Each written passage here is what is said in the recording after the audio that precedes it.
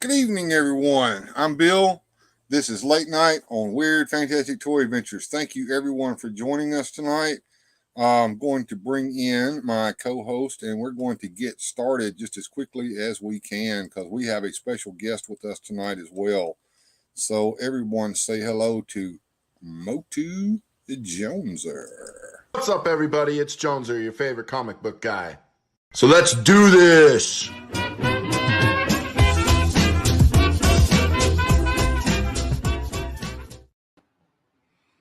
What's up, everybody? Hey, man. Got a hell of a show going on tonight. Got a lot planned. First thing I wanted to get into, I am now a member of the YouTube Partnership Program. Yay me. And I have my first subscriber. I don't know if you guys saw that or not, but Susudio has become number one. All right.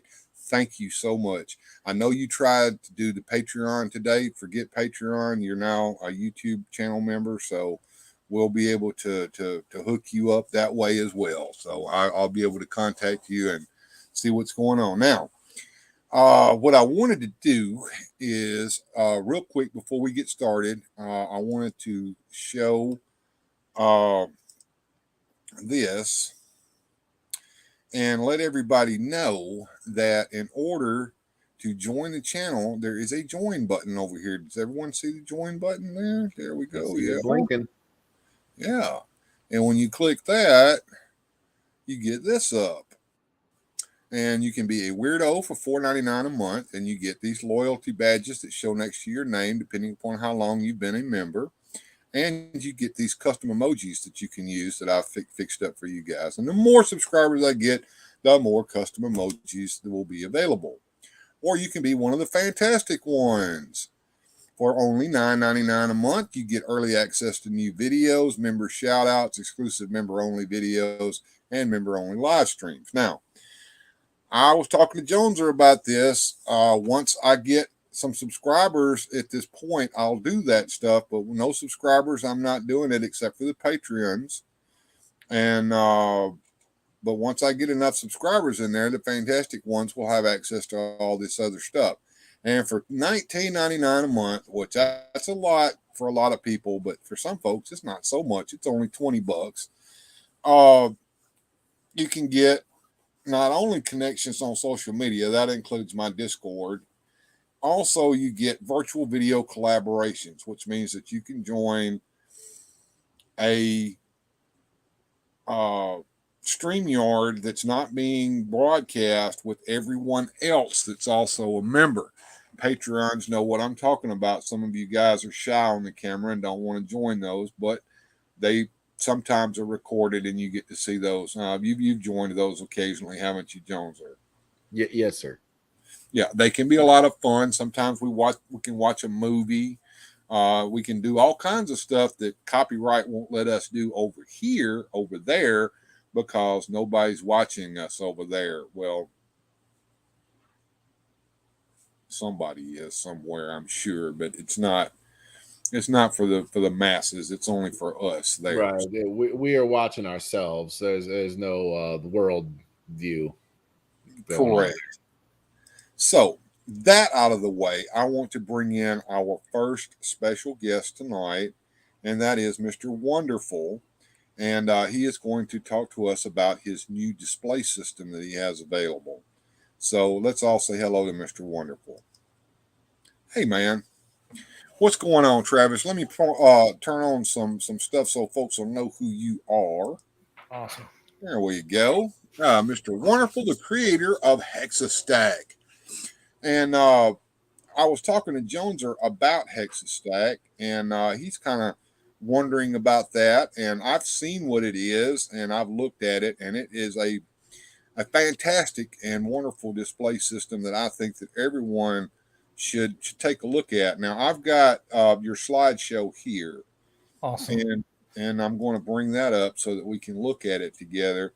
And perhaps you can kind of help us to understand how you came up with this and how it works. So let me just get started here and go to the next slide. Here we go. Go ahead. It's your show now. Awesome. Thank you for having me on, guys. I appreciate it.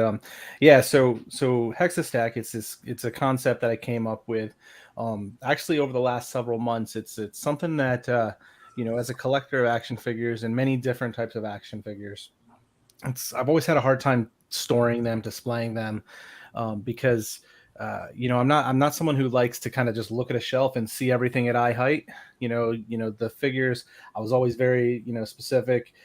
So they always end up in a bin in a drawer. I saw over the last couple of years, getting into Action Force and Valaverse figures, they had stands, good stands, really cool with the design on the bottom of them. I love that kind of like chiseled out metal look to them. But the thing that stands are missing is that tiered approach, and I've never been a fan of the I always think of it as like a choir stand, like those stairs that the choir band stand on, and stacking your toys that way. So I came up with this idea of a hexagonal shape, which would include 6 magnets on each side. And then what you can do is kind of connect them together in various different patterns. So this hexastack, the stand comes in 4 different sizes: a 1/2 inch scale, 1 inch, 2 inch, and 3 inch. And that's the height, right? So they're about 3 inches by 3 inches from end to end. And then they have the 1/2 inch through 3 inch stands. So that what you can do is you can have a varying. Sorry, I think I lost Bill here. I think we did. I think we did lose Bill here. Well, you go ahead and continue Cool. if you can. Awesome. I would bring the slide back on, but I am not able to do that at this moment. All good, brother. I'll talk through it. I can All right. go with the flow. So we're experiencing technical difficulties. Awesome. No issues there. Right. So basically the idea here, the biggest piece is there's stands out there. As I pointed out, some vendors make them with their action figures, and they come with them and they work very well. There's other stands out there that are hexagon shapes, circular shapes, square shape, different things. And one of the things that those stands always tend to have is some sort of foot peg. And also they have, give me 1 second. I got someone knocking on a door. I'm sorry. No worries. It's all good, man. Well, one thing I'd have to say about these stands here is, as you guys all can see clearly, I've got a big Masters of the Universe display behind me, and I've had some of those cheap stands where they have the little circles or things where you slide their feet into, and then they just kind of stand, and those tend to break. Yep. Yeah. So there's a lot of different options that I'm trying to provide with my product. So I never collected, and in my older age, when I was younger, I had some of the He-Mans and the Masters Universe figures. So obviously they didn't have the pegs in them, or the peg holes in them. Right. So I typically have collected, my mainstay has always been WWE Elite and action figures in that Mattel space over the last 15 years or so. However, I've got 2 sons, 19 and 12, and they've been collectors of the Marvel Legends, the Star Wars Black Series, the Power Ranger Lightning, a lot of the mainstream commercial items by the big box companies and stuff, right?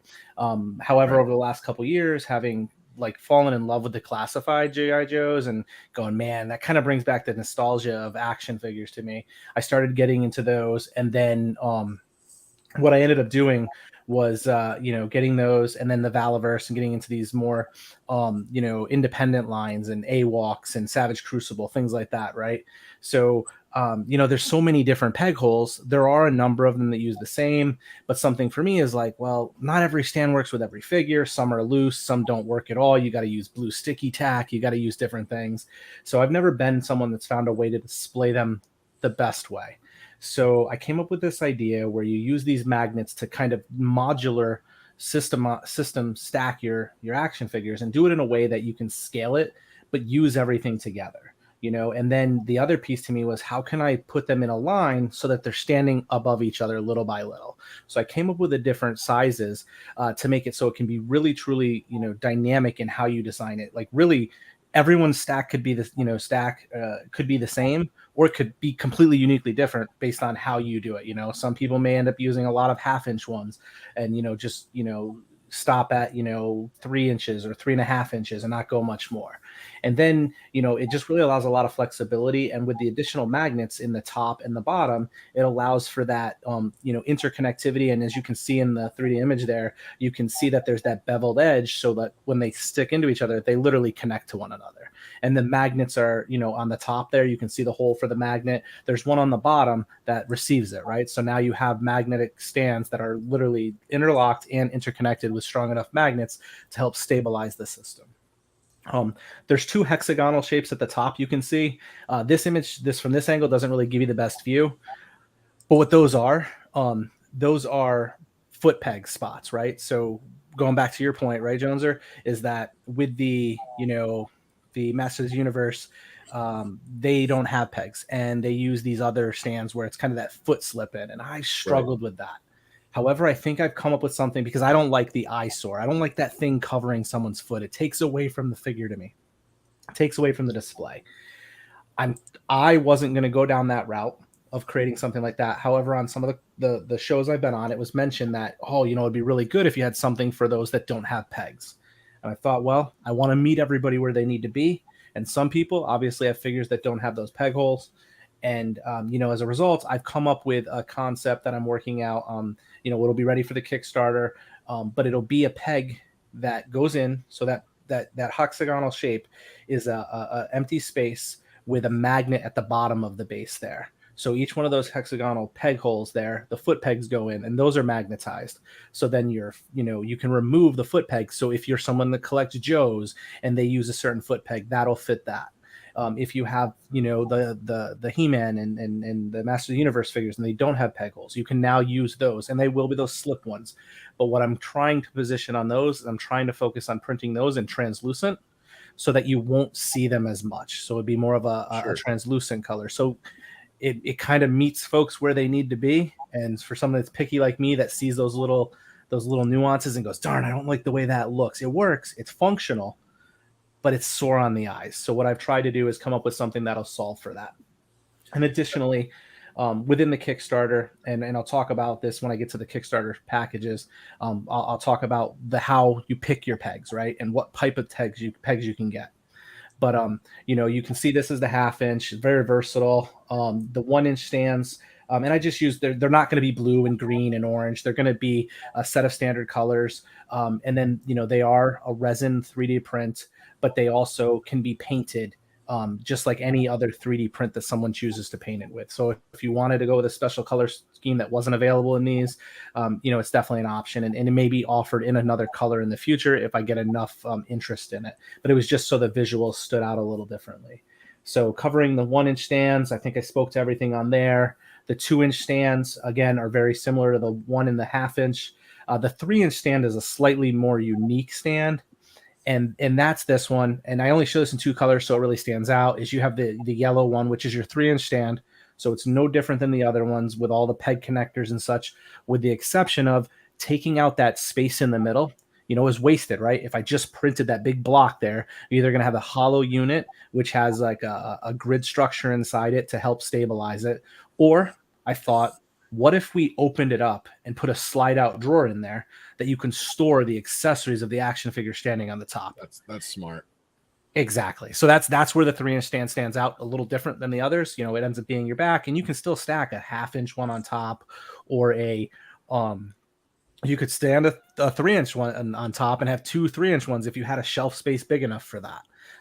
So it allows that a little bit of diversity there, but gives you that drawer, and it's got the little the little pull out slab there for it. And just to put in perspective how much storage can go into one of those 3 inch stand drawers, it's not limitless, but what it is very flexible. I know, for example, if you guys look on my Instagram page, you'll see some previous prototype shots where I took a Super 7 Matt Cardona action figure who came with a ton of accessories, including dollar bills and 2 or 3 heads, multiple hands, things like that, and that all fits in that top. So you are able to fit a number of accessories in there and not lose them, and kind of keep them in line with each other. So one of the things I think is really going to stand Hexastack out from the others is the magnetism, the magnets, the modularity, and then the storage, right? Like Now I don't have to chase around a bunch of Ziploc bags that are stuck in my desk drawer somewhere, or, try to keep a toolbox or tackle box off to the side with everything and remember where things are.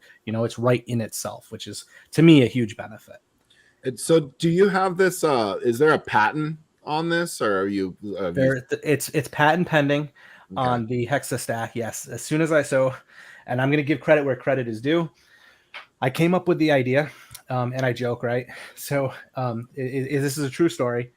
Shower. Try not to get too many images, but it was a shower idea, right? I was in, I've been getting into the toy community. Toy community's been growing. I've been welcoming with open hands and open arms, for the last year and a half. And I see a lot of folks doing different things. Jeremy Jennergan, he's been working on some stuff with some board game stuff. And, I see Hella Dope Toys doing a ton with their business and, really providing a service and an opportunity to the community. That's, to me, it's cool, right? It's fun. And they're doing something that people need and want, and there's an opening for. And I was like, what can I do? Like, how can I bring something? I've got some other ideas in my head, some different IPs, and then some stuff that's just fun stuff.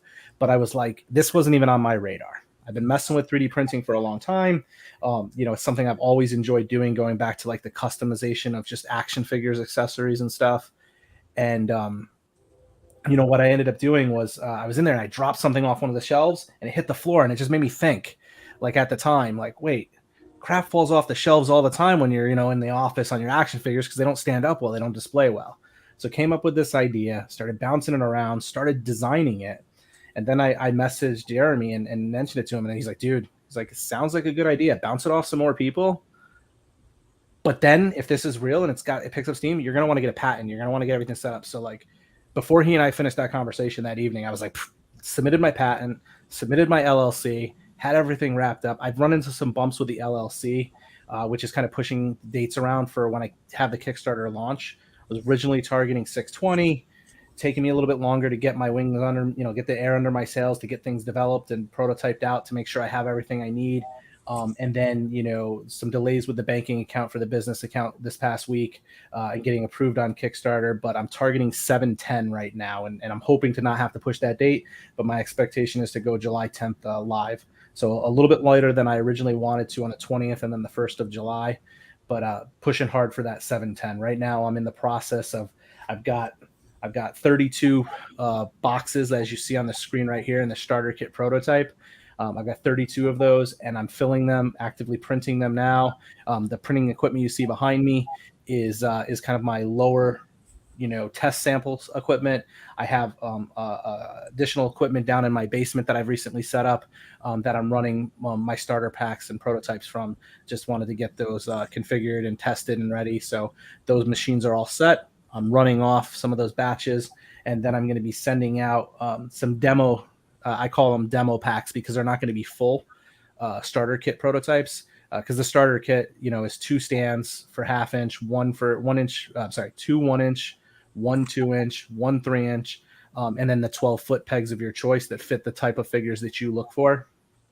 So if you're into the G.I. Joe, classified, it's going to fit those. If it's going to be the AWOC fits the Savage Crucible, AWOC, and Valaverse figures, from my understanding.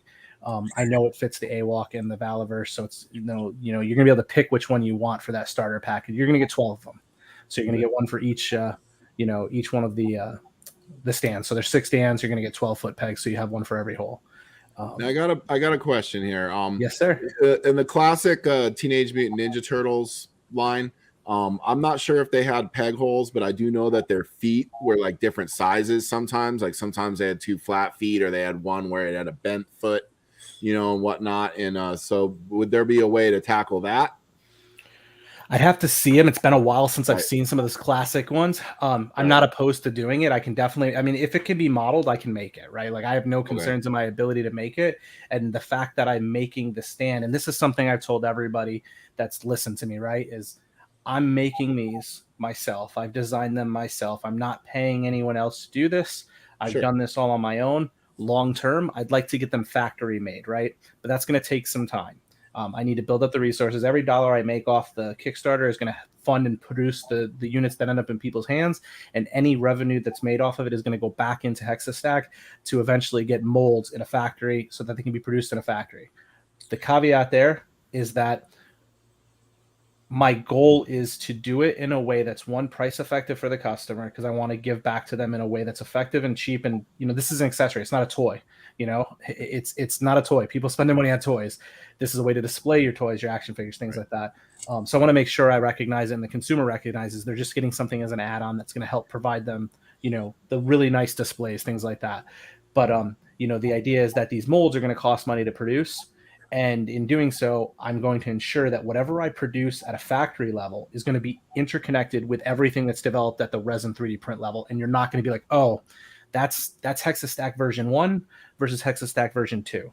So in that same idea, these hexagonal peg holes at the top that are removable and magnetized, anything that comes out in the future, I'm going to be able to get my hands on it at some point, and then I'm going to model that peg hole and be able to fit something in there. So if it's a unique one-off, if I have the ability to do it, I can try to come up with something. It's going to be a lot easier when it's all of the Ninja Turtle feet, and I can say, okay, this works for all TMNT from the 90s or whatever it might be. Right. Yeah, and I want to one say unique foot makes it harder.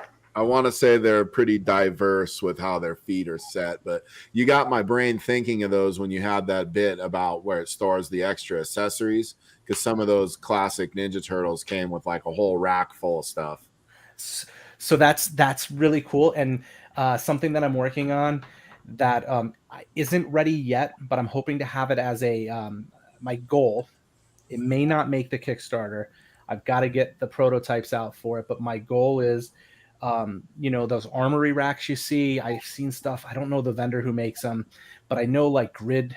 What is it? There's the really cool army weapons. I can't think of the company, but they're an independent company that makes like weapons and such. I'm sure somebody in the chat knows it, like Gridiron, I think maybe. I've seen them. They do like weapon armories and stuff for the back that you could put your weapons on and things like that. My goal is, remember, there's 6 magnets around the side, right? On the back, when you're against the back wall of your shelf, you've got 2 magnets on the back that aren't being used by anything. Well, my goal is to be able to offer additional features and pieces that use magnets to be able to connect to the back of that 3-inch or 1/2-inch or 2-inch stand that can be that armory backing. So you could have that right behind the figure. So if that's the back of your stand and you want to stack it on there and then be able to hang your guns or your swords and things, I'm starting with a model that's going to look more military based for that, but it's not to say that I couldn't come up with something that's got more of a Japanese approach to it, textured in the future, right? So like if you go back a couple screens, you can see that I'm offering for the Kickstarter. There's going to be this opportunity to be able to purchase the Bill, can you go back like 3 slides, I think? Sure. To the one with the alt 1/2-inch stands, I think. Yeah, this one. So these are going to be alternative 1/2-inch stands, right? So like I was just talking, with an alternative texture for like an armory, that like if there's an idea out there and there's buyers that are interested in it, I'd be more than glad to produce something. That's what allows a lot more control by doing it in-house rather than a factory off the bat. It allows me that flexibility. But like these 1/2-inch stands, they come in, I'm going to have these additional textures. And there's also another one, which I haven't shown yet, and I will show it in the future. But there's additional stacks, 1/2-inch stand stacks that can go on. And because of the modularity, I'm only offering the alternative textures in the 1/2-inch stand, because again, you can just put this on a 3-inch stand.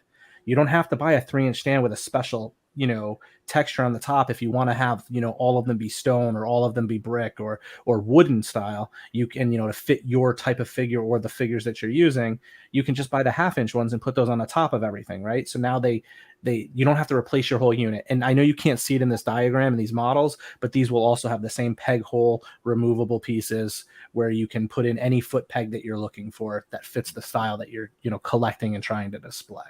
And the same approach is going to be with all the add-ons. We're going to have flight stands because, again, we have magnets, right? Every one of those peg holes use the magnets. The top magnet that also used to interlock with the other stands can be used, but you'll have the ability to take these translucent kind of fork, wrench style stands, flight stands to put around the waist. Originally, I thought about doing a peg in the back, but not everything has a hole in the back. So, or it could be obstructed by a book bag, things like that.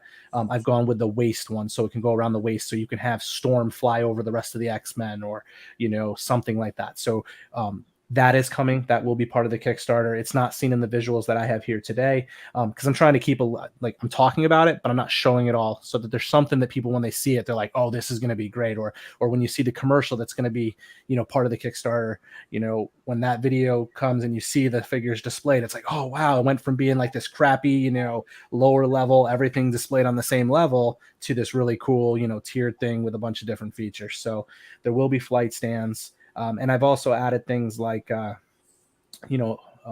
graded card holder displays. So again, using the foot peg location, that's removable. You can put in what I'm coming up with. It's kind of like an easel stand, but it's at a smaller level. So you can display like sports cards and stuff. You can see samples and examples of it on my Instagram, where I've shown like ideas and conceptual ideas of what I'm going to approach with that, but really trying to make it not just limited for the toy collector, broaden the community, because the more people that are into it, the more people that buy it, the lower I can get the price, right? Because then I'm making more, I can manufacture at a higher, volume. So trying to open up to really any collector that has something that can fit on these 3x3 stands.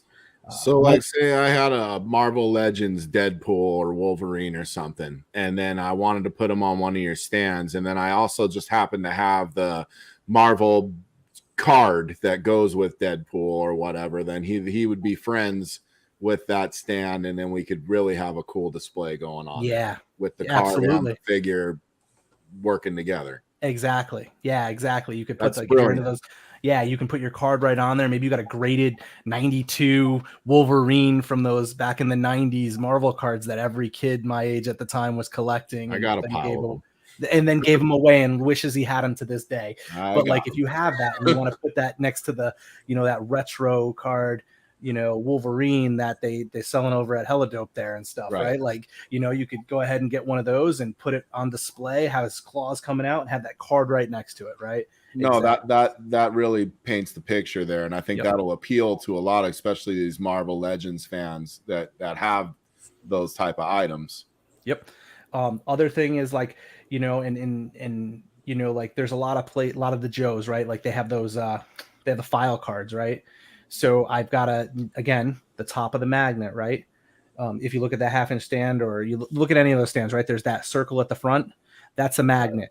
That magnet can be used to be connected to another unit that goes on top of it, which then again will still have an exposed magnet at the top, right? Because every one of them has the same pieces. But either way, the top of your stand is going to have a magnet.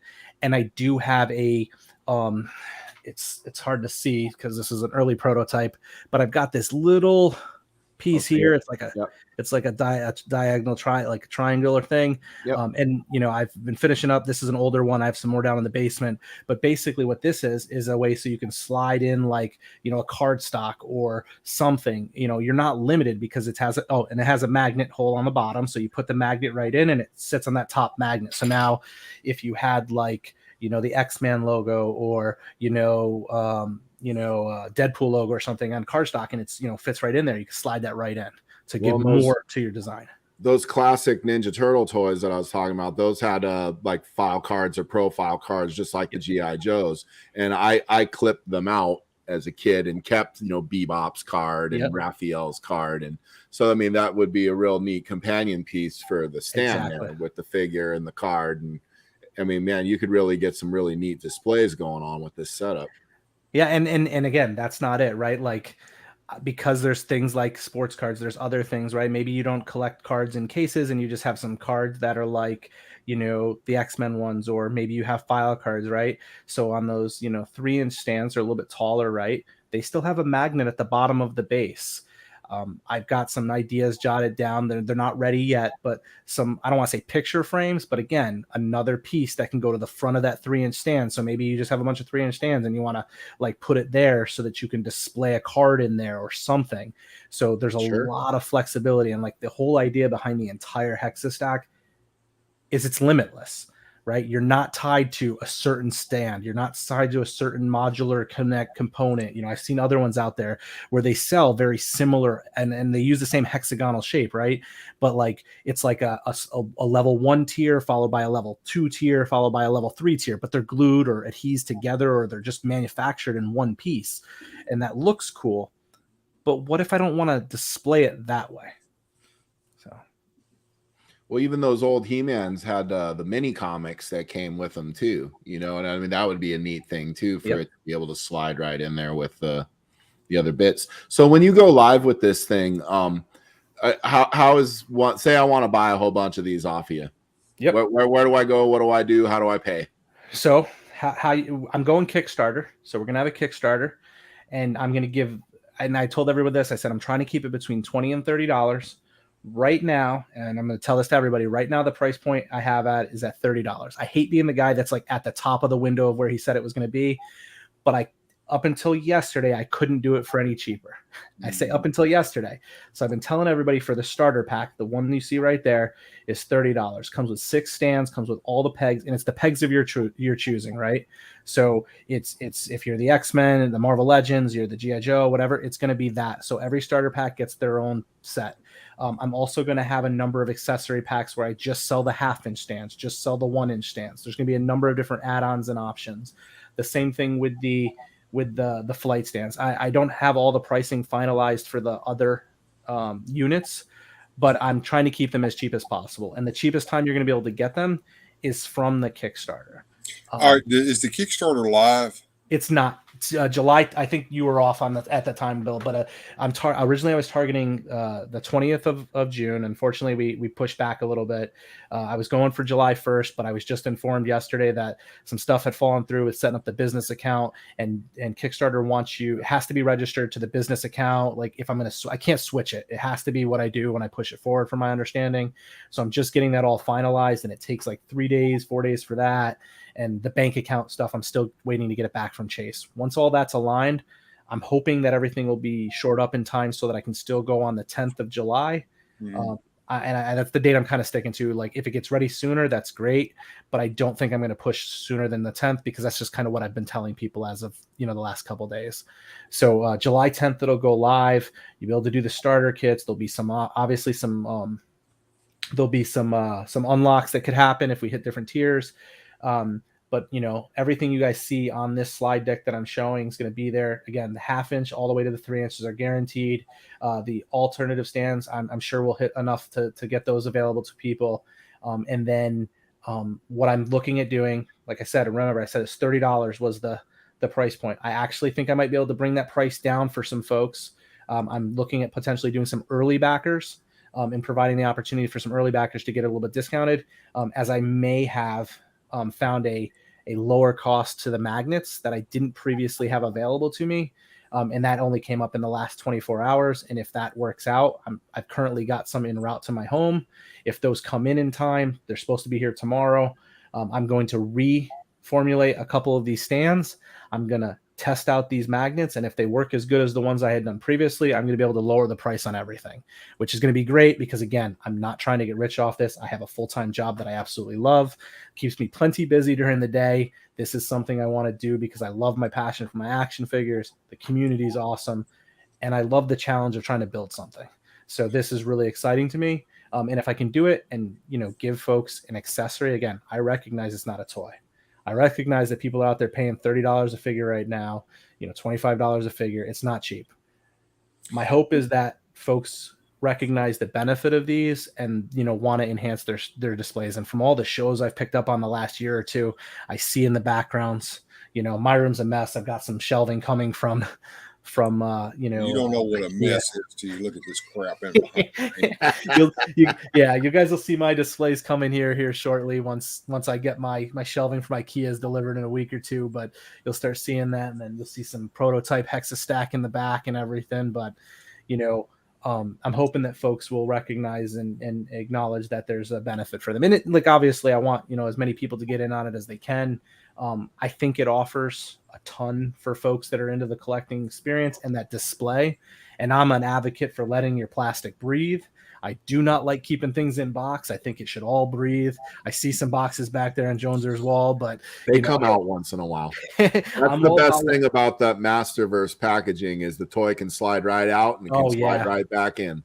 Yeah, I only got into the Masterverse series when I started playing with the AWOCs, and I needed some humans to fight the monkeys. And There you go. they work perfect together. So it kind of brought back that Masterverse, and the He-Man stuff from when I was a kid. So my youngest son loves them too. So they're cool. Yeah, everything I got's been opened up and played with. Just some of it got slid back in for the display purpose, which I think you're really stepping into something that is going to fill a need, because I mean, some people have some very well thought out displays, and I mean, I know I put a lot of time into what I got set up. You can't even see half of what I got going on. I got Origins over here and comic books and all kinds of nonsense. And like, my wife loves organization, dude, right there.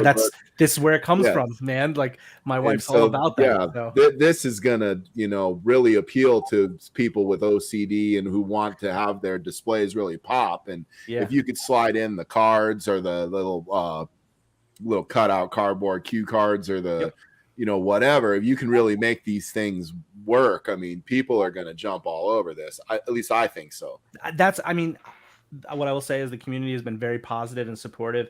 Every show I've had the opportunity and pleasure of being a part of, the hosts, the co-hosts, they all speak very highly of it. They're like, wow, this is really cool, and the people in the chat typically blow up about it, and they're like, this is really cool, this is filler. I get a lot of people on Instagram trying to connect with me afterwards. The first time I announced them, I had folks like Oz reach out to me. I was like, hey, let's get you on this vid, let's get you on a show. And then Bill was a pleasure reaching out and letting me get on. I've had a few other folks have me on their shows, and I've got a list. I joke, I've got my wife, today, we came on, I was like, hey, I have to be home from the graduation party for my niece by like 11, quarter to 11, so I can get set up, because I'm meeting with Bill and the folks over there. But I've got like the Hexastacks tour, summer tour coming up. Like, I've got a number of other shows I'm going to get on and that have already reached out to me in the coming weeks to continue to, speak to the audience and share it. It's an opportunity to get it out there. I'm really hoping the Kickstarter is successful. At the end of the day, if it isn't, don't get worried. I mean, I don't say that because I don't want people to back it. I want people to back it. The Kickstarter is going to make it come to fruition faster. My expectation is to close the Kickstarter within 60 days, have it hit its milestone. And then my goal is, if we figure that's July, just let's chalk July and August, beginning of September. I'm going to be producing these, having starter kit boxes already produced, ready to ship, cases of them stacked. So when that Kickstarter closes on day 60, people are getting stuff mailed out to them, as they order. So your backer one, you're going to be getting it a couple days later, depending on where you are, right? You're shipping and stuff. But my expectation is to be delivering these immediately thereafter and, getting them to them. So, assuming the Kickstarter is successful, that's the plan. Regardless, I'm driving forward with or without. I've already invested, thousands of dollars into this and product and stuff. I haven't made my bulk order of boxes and stuff, but mainly because I want to buy the right amount. And I won't know that until the Kickstarter, goes and what I see. Right. But, I plan to drive this forward regardless. If it fails, I must succeed some other way. And, those that want it, you're going to get it. It's just how fast. My goal is to have everybody taken care of by the end of November at the latest, assuming everything goes off without a hitch for the Kickstarter. So, you're not going to be waiting until 2024. And that's not a slam on other people's Kickstarters that are taking, months or 6 months a year. I backed a ton of them. You guys can look me up on Kickstarter. I backed like 10 Kickstarters, anywhere from $50 to thousands of dollars. I literally check out the mower that I just got on my Instagram. It's a robo mower for my yard. That was a Kickstarter that I backed. So, I'm, into the community, providing, service and backing that stuff. So, that took a year. I'm not worried about that, but I want to get this out to the consumers as soon as possible. Well, Travis, what I'm wondering here, I've got your Instagram scrolling down there at the bottom so people can go and subscribe to that. Thank you. I'm thinking that the best thing for everyone to do right now is to go to his Instagram and subscribe to his page. I'm sure that he's going to send us all kinds of updates on there as things progress. Is that correct, Travis? Absolutely. It's going to be I have hexa-stack.com. I own the URL right now, but I'm not worried about that right now. My communication to the community is going to be through the Kickstarter page once that's live, and my Instagram. It's the easiest way to follow me. I'm just using my personal Instagram. I never was a big Instagrammer beforehand. I used it for following action figure photography and, things like that. So I'm like, you know what? I don't need to go manage another one. I'm just going to use this one, and I'm just going to drive my, my stuff through there, and, we'll keep pushing that. but yeah, if if you're interested, go check it out. You'll see some things. You'll see the progress that I've made over just a couple months of prototypes on FDM to resin, and just to re-speak to this is resin prints. You're not going to have you're not going to have those FDM lines that you see from the layers and stuff. This is going to be a crisp, clean products. The images you see there, those white ones, those were my first. Those are a number. You can see the different models, the different holes, kind of some of the transition that's going through each one of those in the image. Mm-hmm. Those are that's FDM. They were just some sample prints that I was running. Everything I'm printing now is fully resin. And it's rock solid. They have nice solid weight to them. They're not going to feel cheap or brittle. They're really solid quality products. So one of the things I'm doing is those hosts that bring me on and have had me on in the community. I've told them I will send out what's a demo pack, and I'm gonna send out a demo pack. It's going to include 1/2 inch, 1 inch, 1 2-inch, and a 3-inch stand, and a couple and some pegs for them, so that some of these trusted advisors in the community that folks know have an opportunity to crap all over it. And I say that first and foremost because I want to be transparent. If they suck, if they break, if there's something missing, raise your hand, tell me they suck, put it in a video, and then let me go back and fix it. I don't think that's going to happen, but that's what I want people to do. Right. I think, from my testing and stuff, I think we're good, but I want people to break it if it's crap. I want people to tell me what needs to be different so I can improve it, because it's only going to be the best product it can be with the community input from it. So I want to get it there. I think it's pretty damn close. So I want to get that in front of folks, let people see it. I also know that I'm giving a couple away for folks to do giveaways. I know, Bill, I offered, an actual starter kit, once you hit 1,000 subscribers. So yeah, I was going to bring that up, Travis. That's a special thing that Travis is doing for us, folks. I'm very close. I'm probably almost within 748 subscribers right now, getting close to 750, which means that I need somewhere around 250 more subscribers. So I'm very, very close to getting the 1,000 subscribers. And Travis has been so kind to tell me that he will give away a starter kit of the Hexastack system to one of those lucky subscribers. So once we reach 1,000, I'm going to take those 1,000 subscribers' names, and we're going to throw them into a randomizer, and somebody is going to win that, and Travis is going to send them a starter kit. So, and the best part is you're going to have that starter kit before the kit. Well, assuming this is me being optimistic here, Bill, and expecting these other 250 or so people, to jump in and subscribe. Once they do, assuming they do that before the Kickstarter ends, you could possibly have one of the first starter kits in hand, full starter kits in hand before the Kickstarter even funds, right? Before that very well could be. Now, so, the way my channel has been working, I have a group of loyal watchers who keep my watch hours going up. Yeah, I've got my watch hours, but it's gotten to the point where I'm getting somewhere around the neighborhood of 28 to 25 subscribers a month added on to what I already have. Hopefully that will increase the YouTube algorithm, may help me a little bit, but right now it's really not. So my new eyes are not seeing my channel. Okay. Axon Figs, thank you for subscribing. I appreciate that so very much. So I've got a subscriber just now. That's awesome. And speaking of that, do hit the subscribe button if you haven't already, folks. Tell your friends, share the videos around so that other people can see them, and get the algorithm going for me, so that new eyes can see this page, and that will get those subscribers in once they see the content. We have a varied content here. Mostly it's about toys, but sometimes it's about wrestling. Sometimes it's about tonight's show. For example, we're gonna go over some crazy stuff tonight, and I hope you guys will enjoy it. We're gonna have a long show tonight, folks. So if you guys will stick around, it's gonna be fun. If you don't, hey, watch the restream. But the other thing I wanted to say real quick, and I want to thank everyone who's here. I have been monetized. The YouTube new rules let me go ahead and monetize. It's monetized light.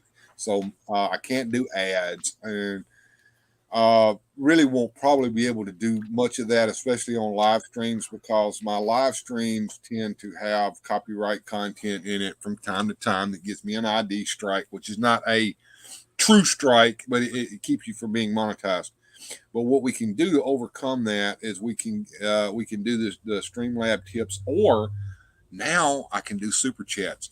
Those of you who have had trouble with Streamlabs or are not able to do PayPal, you can do the super chats now. Now, of course, I saw in the chat that people were talking about, yes, YouTube gets their pound of flesh when you do that, but I still get a little money out of that. So all that money is going to go back into this channel. It's going to keep this going. So super chats and join the channel, and we're going to have all kinds of fun over here.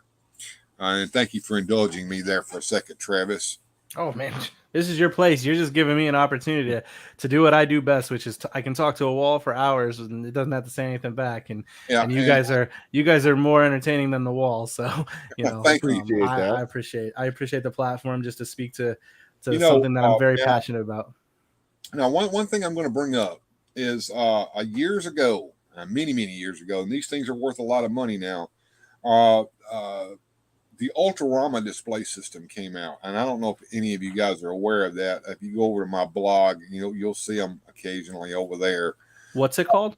Ultrarama. That's a portmanteau of Ultimate Diorama, I guess. But they were modular, and you could stack them and stuff like that. But they were kind of big. They were almost like a shelf in and of themselves. And the company that started out with those, they didn't last very long, and for whatever reason, I don't know, but those are worth a lot of money, and I invested a lot of money in finding those so I could have a few for myself. But I am super excited about this Hexastack system because it is much more modular and it's much more flexible than something like the Ultrarama was. I don't know that I've seen the Ultrarama, so you'll have to send me the link to that and stuff. I'd like to check it out at some point. That'd be cool. They don't exist anymore. Look at here, folks. I've got my first super chat from Ocean Breathe Salty. Thank you so much, Denise. I appreciate that so very, very, very much. So yes, you are my first super chatter. So we got an orange boy tonight, folks. We got a $20 super chat going on up there. Thank you. That was great. But yeah, the Ultrarama system, there used to be a defunct web page that you could get to, but I think the only way to get to it now is through the Internet Archive. Okay. You'll see them occasionally on eBay, and they go for a premium price over there because most of the people who bought them aren't willing to give them up. Well, hopefully that's how the Hexastack's going to be, right?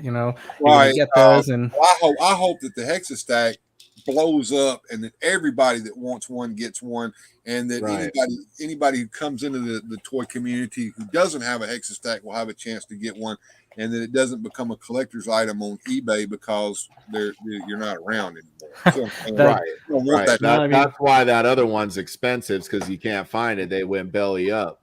Gotcha. So we're hoping better for you. Right, and I'm not sure why that happened to them. It wasn't because it was a bad system. It was probably because of bad business practices, and we're not going anywhere. Yeah, you gotta be real careful. And it sounds to me like that you're really doing your homework here, and that really makes me feel good about the future that you're looking at there, Travis. Yeah, no, I appreciate that. Definitely, right. This is a side project of mine, and it's something I'm extremely passionate about. It's something I'm so happy to be able to bring forward, because I've always been like a toy nerd, right? Like for the longest time, I was a closet toy nerd. I always joke with people, like when I first, I was into toys as long as I can remember. Then I got into girls, and I met my wife, and it's like, oh no, luckily I had a younger brother. So if there happened to be any action figures laying around in my room, because I was still playing with them at 16, 17, 18 years old, I was like, nah, my brother must have came in the room and he left him in here. What a jerk. He was in watching a movie last night. So, I've always been into them, and then as I've had children, I've been fortunate enough to have 3 children, 2 boys and a girl, and the 2 boys I've been able to get heavily into action figures, and I've played with them forever. And for the longest time, I was like, I don't talk about this, but over the last couple years, and it actually goes back a few years back when I built my own like wrestling arena for my action figures with my boys, so they had somewhere to play with them.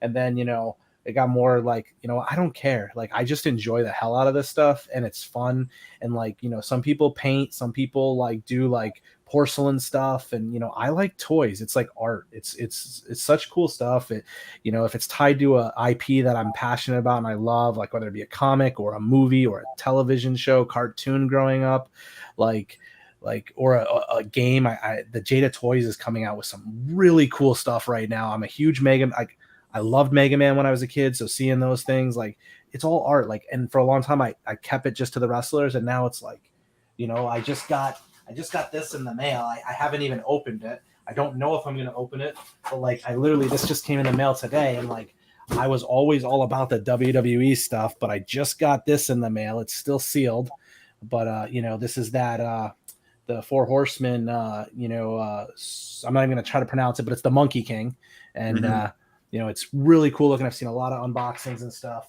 I saw some pictures of those on various Instagrams today while I was taking breaks at work. They're beautiful.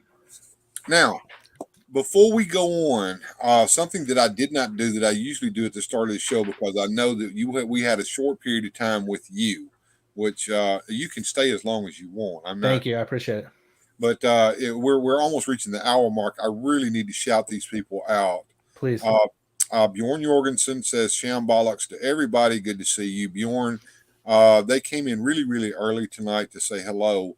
Susudio came in.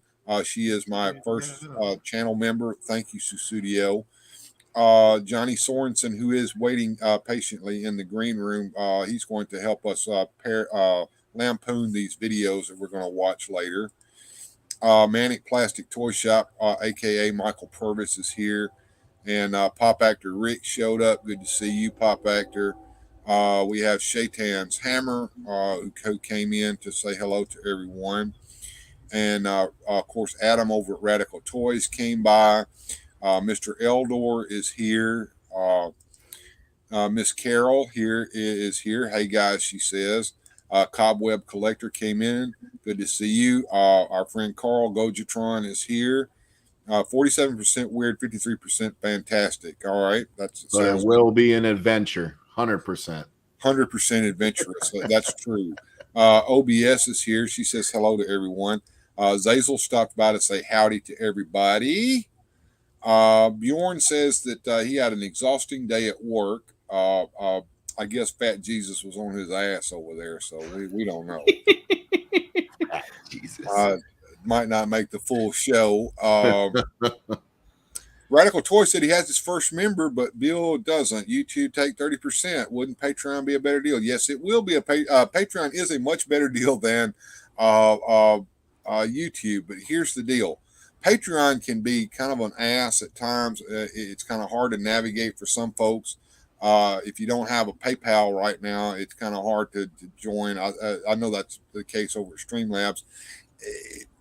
Some people, it's just easier for them to go through YouTube. So I would take all I can get. I'm not picky. I'm not choosy. I know that I'd rather have more money than less money. But if the only option is to let YouTube get their pound of flesh, that's fine. We understand. Ted Darkclaw is here. I did send you a link there, Ted, if you're still around. If you want to come on later, it's your choice, man. I know it's hard and that you're a very busy man with your toy store.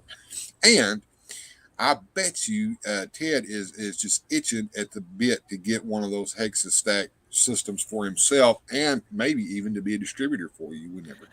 I would be honored to work something out. We've just we've talked, and they were the first ones to have me on their show, give me the opportunity to speak to things and stuff. So I'm indebted to them for forever. So those guys are rock stars, and I believe they will have 2 starter packs potentially in hand for PowerCon that they'll be giving away if all things work out. I'm hoping. So sounds good. Sounds good. Screw Your Feelings comes in and says hello and headlocks to everybody. Oh, love it. Love the wrestling references. Well, we do a little bit of wrestling on the Late Show. I love wrestling. Who's your favorite wrestler growing up? This guy, Shawn Michaels. But yeah. Well, I was a Shawn Michaels guy myself. The showstopper, the icon. Did you do a little bit of wrestling in your early days there, Travis? I did. I wrestled in the Northeast here, trained with. What was your name? I'm not. That's secret. You know what I'll do is if anybody can figure it out and they can send me on Instagram a link to one of my YouTube videos, which do exist, and I'll be clear. Most of them are in tag team wrestling. It has nothing to do with my real life name, but if you're able to find it and you send it to me, the first one to send it to me, I'll throw you something. We'll figure something out.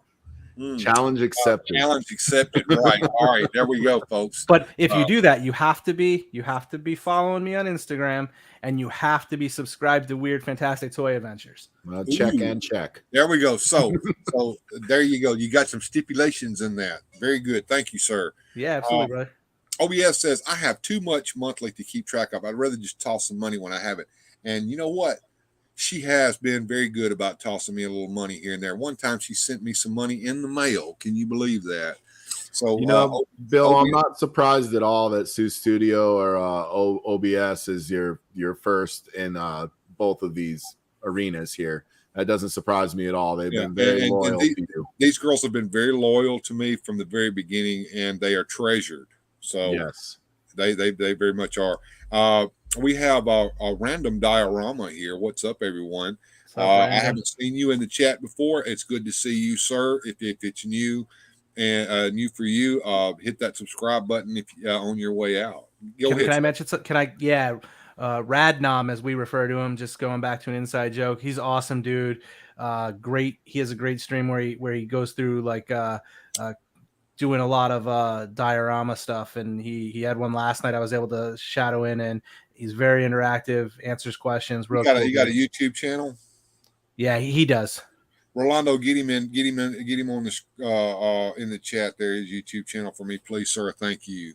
Yeah, he's a good dude. Johnny Sorensen is down here, and of course he chatted here. He says, so many stands drive me nuts with peg holes that don't work on so many features or fall over, etc. They've done good stands for ages in Japan, but in Western markets it seems to be an afterthought. One of the things that that brings up a point. One of the things that I was going to say, one of the things that the Ultrarama stands had were foot pegs, but what they had was they had this kind of foot peg that could go this way or this way, and one side would be for the bigger figures, and the other side was for Star Wars. Oh. Interesting. I know Axion sent me a side chat on Instagram just a few minutes ago with an image of it. It was a cool looking display. I had never seen it before. So I'm gonna look into it. I see what they were doing. Always learn from the predecessors. Axion Figs is here. How you doing there, sir? We have figuratively speaking. He has joined us too. Hello, and the aforementioned Ted Darkclaw, patiently waiting for Mr. Wonderful to let me play with an autograph sample. Oh, Ted's not getting an autograph. Let's be clear. Ted's gonna get one licked, and he'll get what that's in reference to.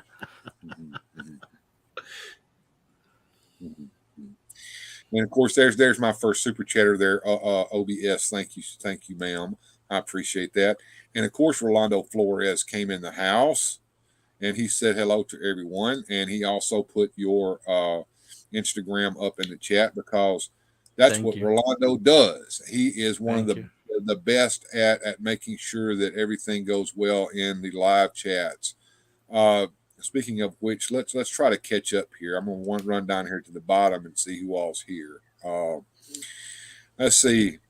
I think you did get to the bottom almost. Almost, yeah. Susudio says we're both first. YouTube's memberships and super chats. Woohoo! And Rick says Dino Bravo was his favorite wrestler. And big strong guy. Have an Instagram. Well, you know what? Instagram is owned by Facebook, so it's real easy to fix one up and hook it to your Facebook if you do such things. A lot of people don't do all that social media, but I have kind of gravitated towards the Instagram because that's kind of where the toy community has kind of settled. That's where I love it. You know, I mean, And there's a bunch of comic them. book. They're on Facebook and stuff too, but like a lot of those groups end up being like toxic and just frustrating and stuff. You see some cool stuff, but I like to roll on Instagram because you see some of the greatest images, like the photography there. There's so many good ones, like, you know, like some of the stuff that I've seen Random Diorama post and some of his diorama stuff that he has on there, really cool stuff. You know, there's a bunch of folks on there, so that's why there. And if you have Facebook, go ahead and sign up for it. Sign up for it. If I know that you signed up for just Hexastack, that would make my day. And honestly, it'll let you have an opportunity to keep up on what's the latest and greatest on it.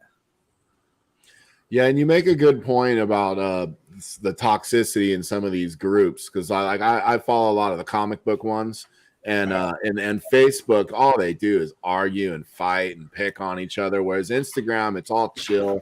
They just show off their stuff. They sell comics. It's all easy, claim sales, no drama, no politics, no bull. Nice. I just got this.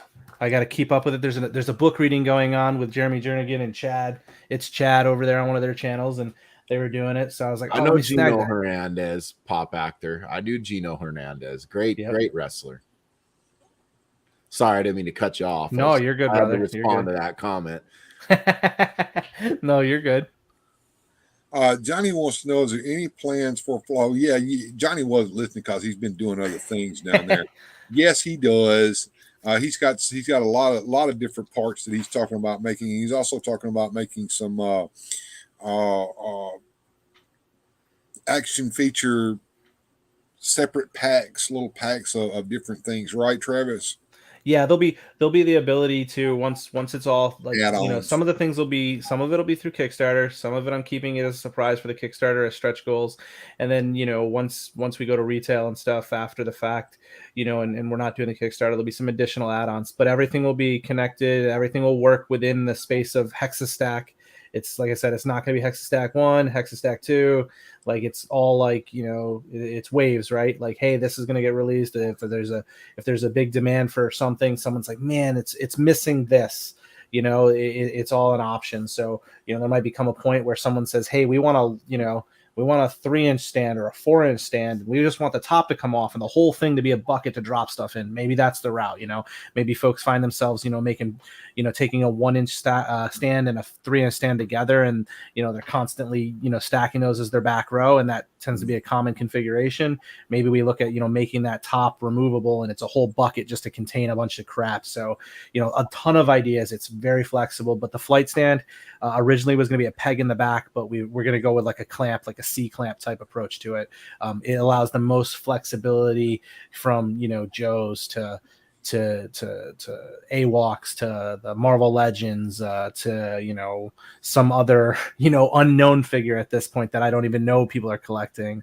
You know, maybe it's one of the, I can't remember his name, the scientist from the Teenage Mutant Ninja Turtles that looks like a bug guy or whatever. I think that's what it is. Baxter Stockman. Thank you, Baxter Stockton. That's what I was trying to think of. Thank you. Couldn't think of his name. So yeah, you definitely want to allow the flexibility there, Johnny, and definitely that'll be part of the Kickstarter. The translucent flight stands will be part of the Kickstarter. I don't have all the pricing on everything because I got to run some more prints on it to see what it's able to get down.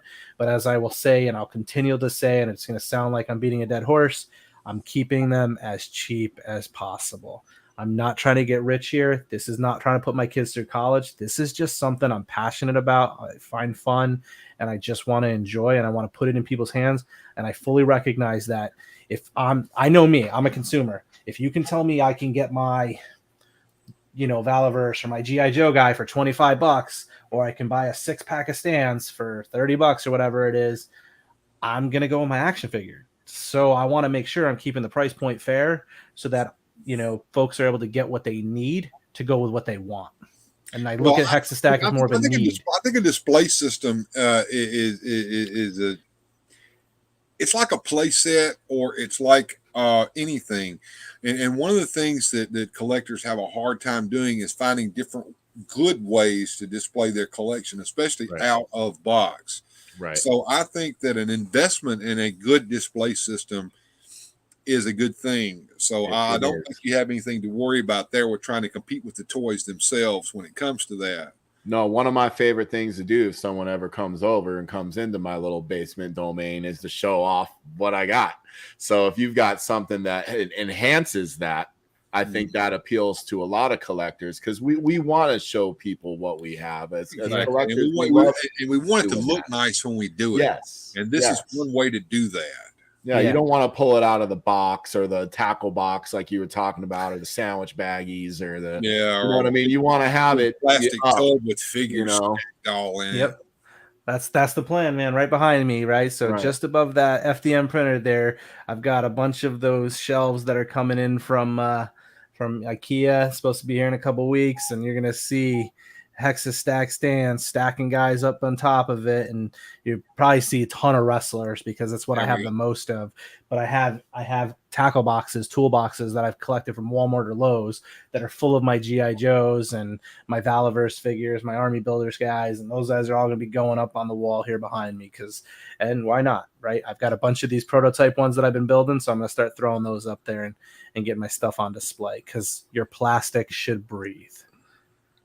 And I've got Johnny in the stream here. Let's see if we can wake him up real quick. He was in the chat a minute ago. Oh, he's in his room and he's listening to us in the background. Let me see if I can wake him up.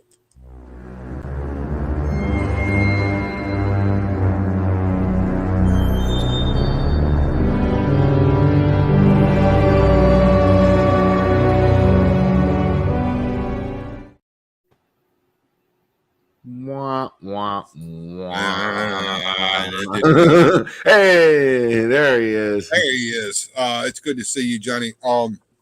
Now, like I said, Mr. Wonderful, you're more than welcome to stay, but we're going to watch a video that I made, and it's going to get me, and I don't care because I've got $20 and a new subscriber. So that's cool. That's going to offset it. Yeah, he's showing off some stuff. Let's see what you got there, Johnny. Go ahead and show that again.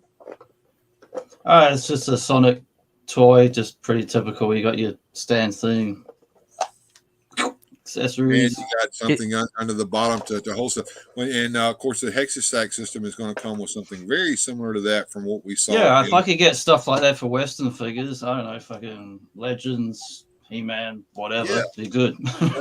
and I'm especially excited about those textured stands. Those are going to be those. I think those are going to be a huge hit once folks get them, right? Because that was not my. I'm not going to take full credit for coming up with the textures. That was one of my folks that I was consulting with on it before I brought it live. They said, "What if you did textures on it?" I was like, "Holy shit, that's a great idea." Sorry for the language, but I was like, "We're late night, and this is a cool. Show for adults." Good deal. Yeah, I was like, "This is a really solid idea here." I was like, so I took it, and I was like, because now you're not just displaying them on your shelves, but if you have some sort of diorama and you want to use the stand because you need to elevate them a little bit.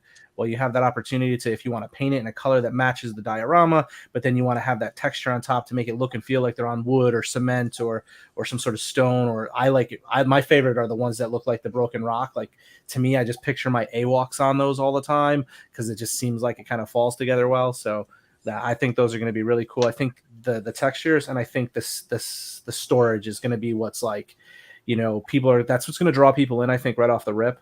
But I think once they get them in their hands and they see, well, I want to do this and I want to put this way, and it's like, they can modularize it and stack them any way for if you've got one of those, glass Deltoffs or whatever, and you can see from multiple sides, you might not just stack short layer to top. You might go with a rounded, hexagon, extending it out so you can have some guys hanging out on the side and, put your guys with the guns up in the top and kind of full, cover the sixes and stuff. So I'm really excited and I'm really passionate about it, Bill and Jones there. Thank you so much for the opportunity to come on again and chat up the product. I'm hoping to be able to visit you guys again and chat with you some more. Well, definitely sure. Next time, let's put some wrestling talk on the books and talk about that stuff. Speaking of wrestling, that's what's coming up.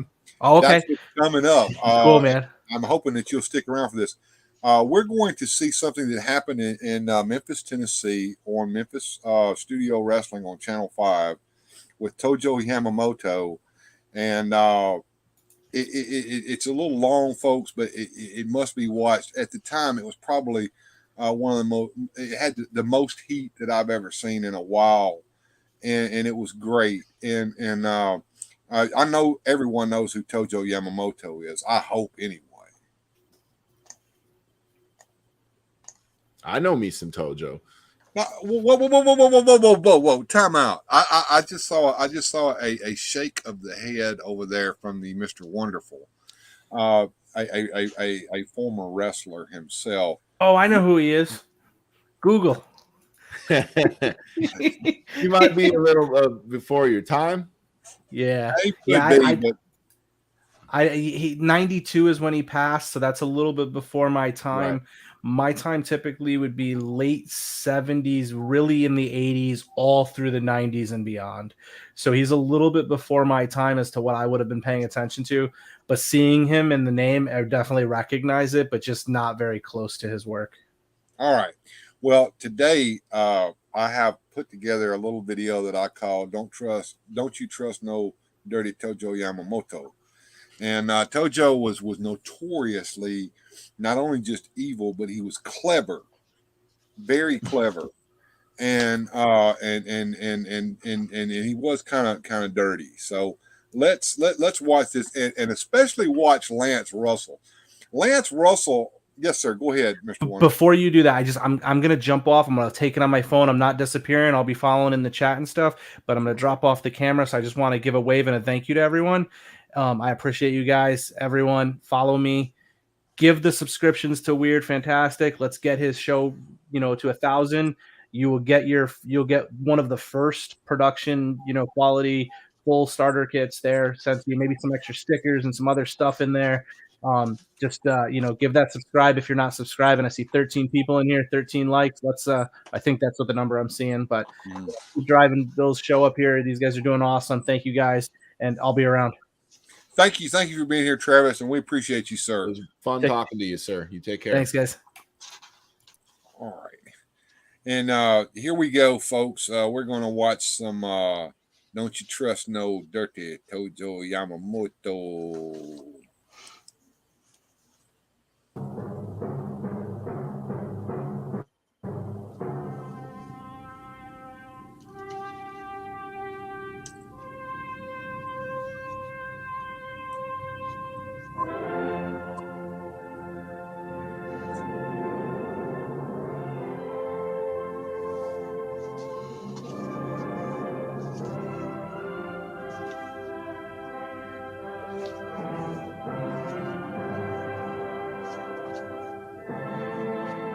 Don't you trust no dirty Tojo Yamamoto. Everybody say we sneaky Jap. Jarrett said that we coward Jap. I tell you what, we not coward or sneaky Jap.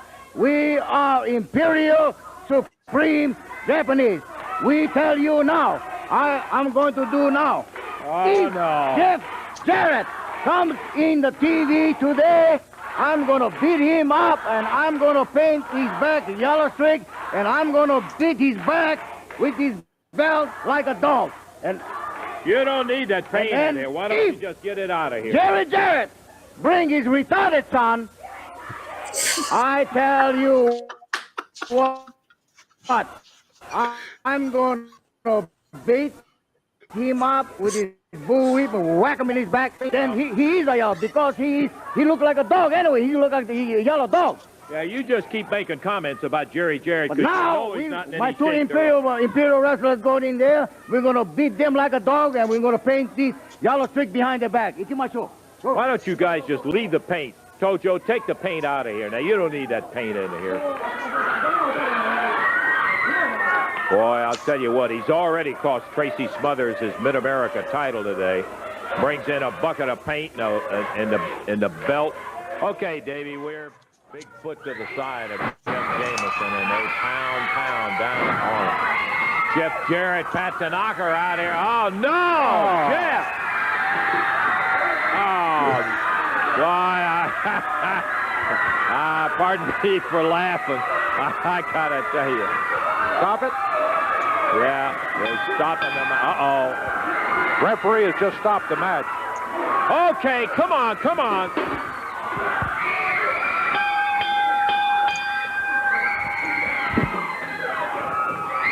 Pat Tanaka hit on the head with that paint can, and now he is just killed. Yamamoto with the yellow paint all over him, where Jeff Jarrett and Tanaka sneaked up behind him. Tojo holding Jeff and beating Tojo. Tanaka is unconscious and Goto's still kicking on him. As Yamamoto alternately hitting him with that. Come on, Tojo. You need to get the belt out of his ass. And he's laying some of those in there, too. Hey, watch this man Calhoun, I don't blame him. He's hitting. steering clear of these crazy guys. Sato holding Jeff, and Tojo just continues to batter on him. Man. Hits him with a kendo stick.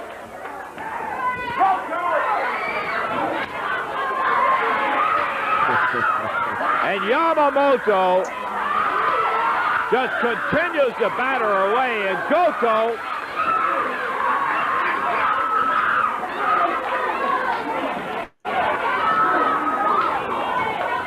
come on, can't we get some help out of this? Is Cap Randy? Waller's not in the studio. Waller is left. Where?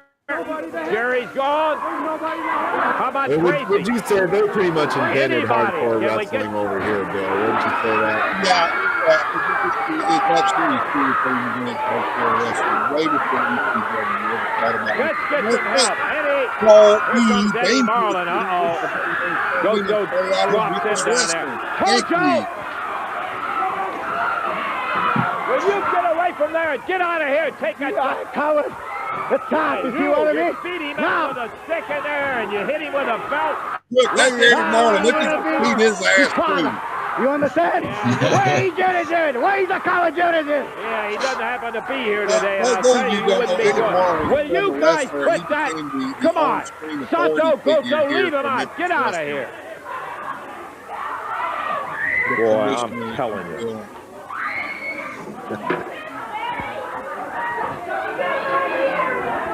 You better get him back. They beat on him terribly. Oh man. God, watch his back, Eddie. Watch his back. Eddie's fixing to lose his This damn is uncalled for. Well, you're right, Eddie. Uncalled for. He's calling everybody dirty cowards. He's got two choices. He can come out here right now and fight me. Come on now, Eddie. Eddie. Get him out here. No. Get him out here and quit. That's not the way to handle it, Eddie.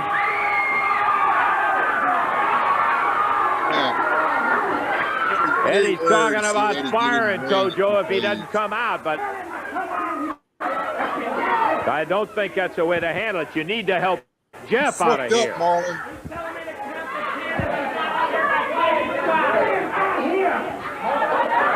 Eddie Marlin saying get Tojo out here. If he's not out here by the count of 10, he's fired. We need to help Jeff out of here. Come on, Eddie.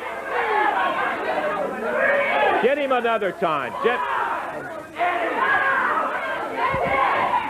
Well, Yamamoto's not out here, Eddie. You can get him. Fired, but that's not going to save him from getting his beating. He's going to get his beating right No, here. come on, Eddie. Yes, Come. he is. No. Eddie mad. Eddie. You're going to get him. I'll tell you, what a mess this is. It ain't over yet. Oh, it ain't Well, over thanks yet. to Yamamoto and all of them, we come up here, we got the paint in here. They were going to paint somebody on the back. They ended up getting it dumped over Tojo, which we don't approve of in here. All right, Tojo. We've had enough. Where is he? Where is he? Where is he? Hey, come on, Where is he? Tojo. Where's the Now fuck? listen. Where's the fuck? You- let go of me now. I'm You telling see what I done? you. You got it, son? Where is he? I'm going to tell you one thing. You're just about to get yourself sued. That's the fruit there on there when you Wait till Eddie Martin runs out of there. Then What a you come mess. back in. He's not looking for you. You're going to get yours. Now tell me, you flip it to the channels, you run into this, you're going to change Oh, it. Then that he comes is through the his ropes. ass, Tojo hits him with salt right in the eye. Soaked in his eyes.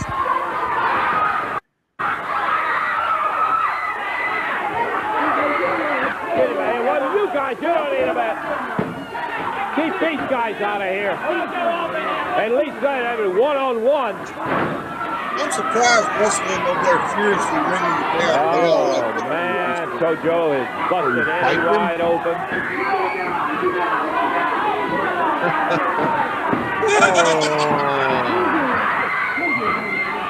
We need some help. This thing is just totally out of control. And Lawler's not back there? No, ain't nobody back there. Come on, Jerry. I don't know if you can hear the chance of the crowd. It's the dirty jab, dirty jab. Well, come over and beat him on the head for pulling that. Jumping up there. I'm telling you what, Tojo. You are nothing but trash. Yeah, you're just trash. You're a disgrace to your own people. Come up there and do that. You never did a decent one-on-one thing. I'm embarrassed they even ever thought that you were a friend.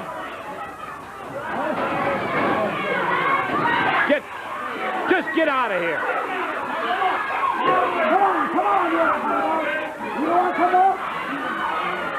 Can we get some help and get this thing straightened out and get these guys out of here? I want to tell you, Tojo. Yeah, I see what you did. You see how you did it, too. You're a disgrace to your people. Oh, just get out of here. I just got to tell you. What's that? That's great. See if they can help. Hey, come on, Tojo. I told you to get on out of here. Get on out of here. I'm going to tell you one thing. You can beat me up. I'll sue you. I'll get you in criminal court. They'll have you. Now, you get out of here, and I'm telling you what, don't put your hands on me. You better. Lance is a little more worked up than usual, right? Let's take a break. Let's take a break. Okay. We'll be back in just a moment. Out of there. I tell you one thing. Oh, here we go. It's come down to a situation where it looks like that. I was going to tell Tojo I'm going to have a ball bat sitting underneath that desk. You can put up a lot of things in there, and I don't have any question in my mind that Tojo Yamamoto could kill me. But I'll tell you one doggone thing. We're not going to take it lightly, and I just want you to know that, Tojo. Come out here right now, because I got a message from you. I just got off the phone with Jerry Jarrett explaining exactly what happened on it down there. Now, don't come out here swinging that. All right, you may get in a lick it. Yeah. No, I don't want to fight you, but I'll tell you what you're not going to do. You're not going to push me around in that. I may only get one lick, but I'll hit you right in the face with this. It's not worth to fight an old man old crow like you. Yeah, all right. Well, just remember that, because I'll tell you, if I don't get one lick, it'll be a good one right in the back. I don't want to fight you, Tojo. I'll tell you what A second ago, he's saying he's going to sue him. Now he's going to beat him with a hammer. You're absolutely a disgrace to your people. You do sneaky things. I talked to Jerry Jarrett. You're screaming, get me Jerry Jarrett. I told him what you did to Eddie Marlin, what you did to his son, Jeff Jarrett, out there. He said 3 words, sign the match. He's not afraid of you. One eye or any of that. And I'm going to beat that dirty dog. Banda! All right. Yeah, you beat him. This is one time. I don't pull for too many, Raul. I do pull for some, but I don't just openly root for somebody to get hurt. But I'll tell you one thing, Dave. This is a situation where I'm going to be sitting, waiting, watching for Jerry Jarrett. There's a time when you got to do things, and Jerry Jarrett feels the same way. He's got one eye that's bad. He's got the other eye that's partially been histoplasmosis. But he is a man, and he's not going to put up with that kind of stuff happening out there, and he will meet Yamamoto in the ring. He'd rather meet him in the parking lot if he was right out here. But the match, he said, and I applaud him for it, sign the match. There's a time you got to do things. The match is signed. We'll take time out, be back in a moment. We got more of it.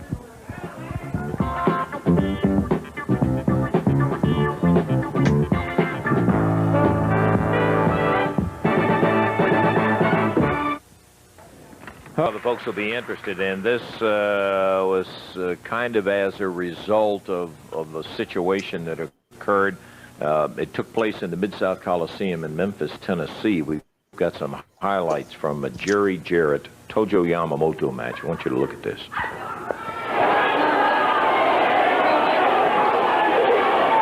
Nice hip toss. Remember, these two guys were once partners, and in addition to that, were long-time respected Southern Tag Team champions.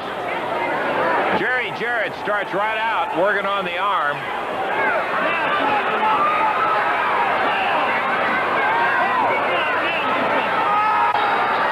Boy, it sounded to me like his arm popped. That's exactly what Jerry said he was going to do. He's going to break his arm. Well, you know, I got no love for Tojo, but I'll tell you, when he put that Japanese bar on it, he's doing it again, Eddie. You know, there's a point of where it goes beyond wrestling in there. Tojo should have thought about that in the weeks behind us, Lance. I have no sympathy for him whatsoever. There was a distinct pop when Jerry put that Japanese armbar. He's beating on his arm now. Yamamoto. Leave him alone, They stop him for matches. Screaming as Jerry still pounding on the arm, pushes referee Frank Morrell back. And he is still going after it as he pulls Jarrett off. Oh, hell, he hit the referee, didn't he? Here comes Sato, Goto, Jeff Jarrett, Pat Tanaka. Here's where the good guy turns into a bad guy. I'm certain that Jerry he broke his arm, Randy. What he said he's going to do. Here comes the ninja. He said he'd break it, and he did. Nobody deserved it any more than Yamamoto, the ninja being manhandled by the referee. With Sato and Tanaka down there, Jeff Jarrett and Goto and Tanaka, Sato and Jeff Jarrett. There's the king.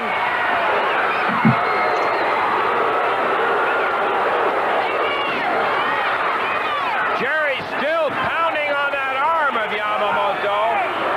Yamamoto is screaming in the center of the ring.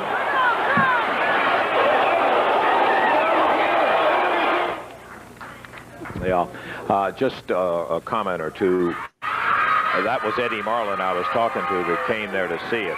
And I want to say this right now. This is a part of the championship wrestling program we're not particularly fond of, but it is imperative, I feel, that we get both sides in any kind of a situation. That is why, even after what he did last week, we're going to permit Tojo Yamamoto an opportunity to have his say. Now, I do want to say this. I have made it clear to Tojo that I am full, and this is no kidding with Tojo Yamamoto, and he knows I mean what I said. I will sue you if you lay your hands on me and start beating on me, Tojo. Now, what I'm going to do is tell you that you've got a minute and a half to say what you want to say, and I'll stand here and hold the microphone. You give me a microphone. Only one thing you can do. Jerry Jarrett, you tried to break my arm last night. You put your best hold last night, but you never broke my arm. I was too strong. I went to doctor. Doctor said my arm only fractured. He want to put it in cast. I don't like it because I am too strong. Jerry Jarrett, this is not the end now. This is just the starting of the war. I tell you, you're going to play. It's going to break your ass, Jarrett. Everything for this. Oh, go to the breaking up. Is it breaking up there? I'm gonna stop it for just a second. Was it breaking up? Yeah. Yeah, I was right, getting let me get it back going again. Maybe. You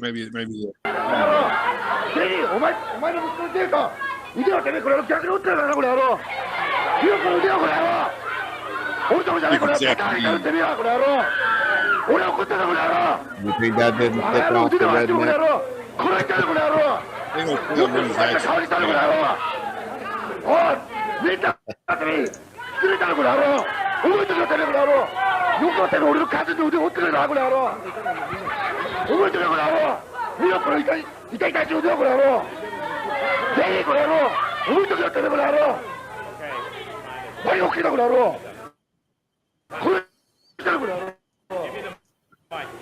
Give me the mic.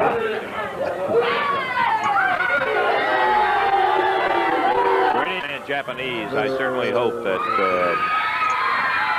that was permissible for broadcast because he did it. The announcers on this program are selected and paid by parties other than this station, namely the promoters of championship wrestling.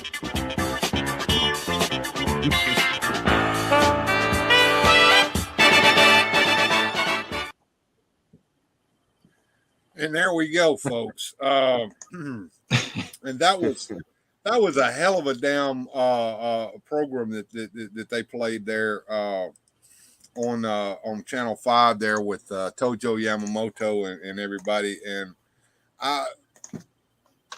Tojo was like the ultimate bad guy when I was a kid. We all hated him, but going back and looking at it, it is absolutely hilarious. And you saw that ninja back there in the background with the dime store ninja costume on. Did I ever tell you? I always thought that was Doug Gilbert. Now, I could be wrong, but I always thought that was Doug Gilbert in that. And I remember one of the things that Tojo would do was whenever one of his wrestlers did wrong, he would punish them with the kendo stick and make them kneel down while he beat their back with the kendo stick. Well, whoever this ninja was had to kneel down to get his licks one time on Memphis Wrestling. And when he did, the back of his ninja costume split right down the ass crack. And you could see his drawers underneath there. And he had to get on the get up there and wrestle with his ass hanging out of the back of his suit there.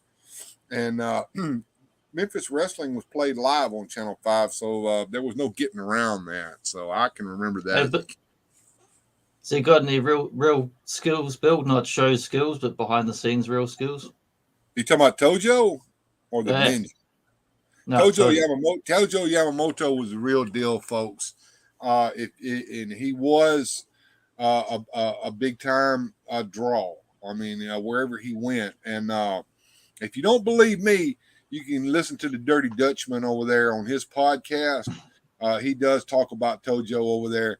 And Dutch Mantel said that, you got to be careful on your way up who you step on because you might meet them again on the way back down.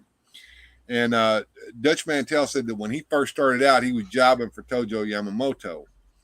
And one of the things that Tojo would do, he would hit you with these chops. Now, I know Joneser can tell you what it feels like to get hit with one of those slaps. It don't feel good. No. And a lot of times they would hit with a pretty good force because they wanted the sound. Yep. Yeah, they wanted that sound. Well, Tojo blistered poor Dutch Mantel all to hell. And like I said, Dutch was green at the time. He was just starting out. And Tojo worked his ass over. And he went on to say that every time he had a program with Tojo Yamamoto, Tojo would beat on his ass. He said it right out. He beat my ass. He said, but then he got his hands on a bullwhip, and that bullwhip became part of Dutch Mantel's gimmick. And he said then he started whooping Tojo's ass with the damn bullwhip. And Tojo would wrestle barefooted or with tabby socks on.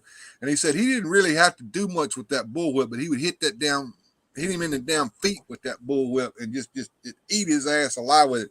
He said Tojo became much easier to wrestle after that. Well, another wrestler y'all might have heard of that sings Tojo's praises is Stone Cold Steve Austin.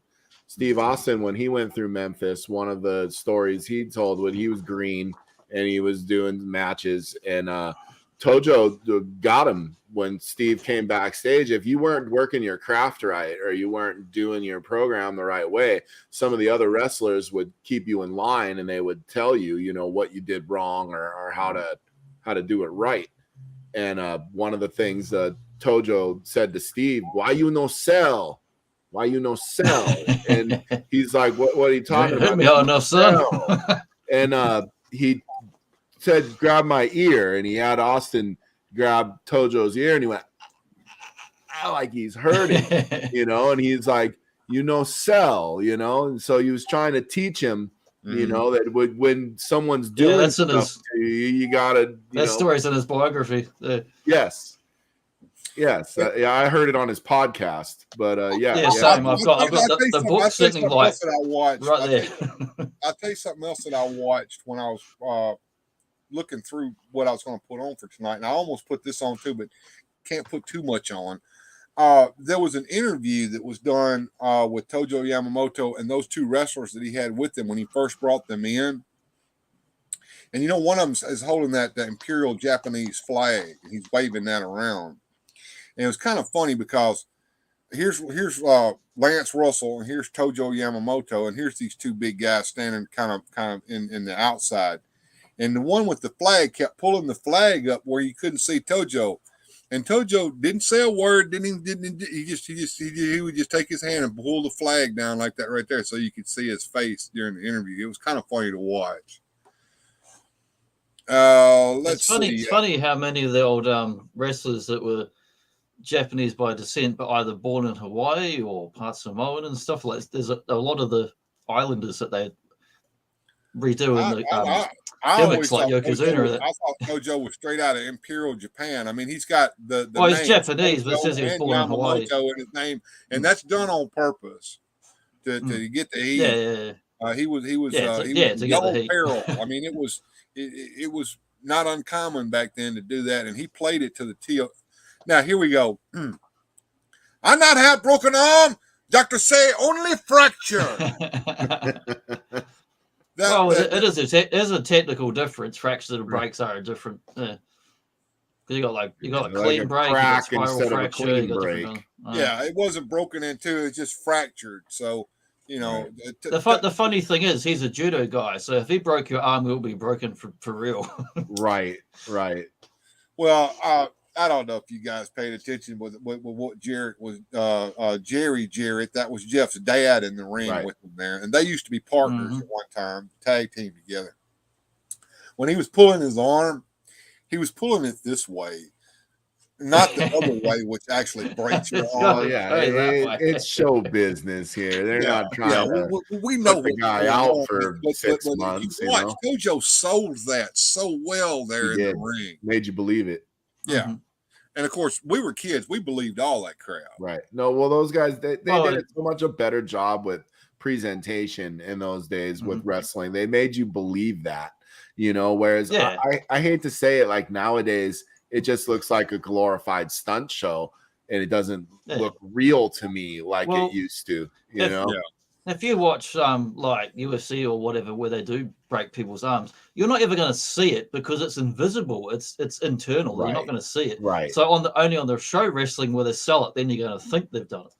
Right. And that's what it is. It's like theater of the mind. You know, like we know like he's not really trying to whoop the guy with the stick, but we also can see he's got the skills if he really wants to. He's selling it. Like he's getting I don't know. We're all buying in. You know, there were whelps on Jerry. There were whelps hitting him.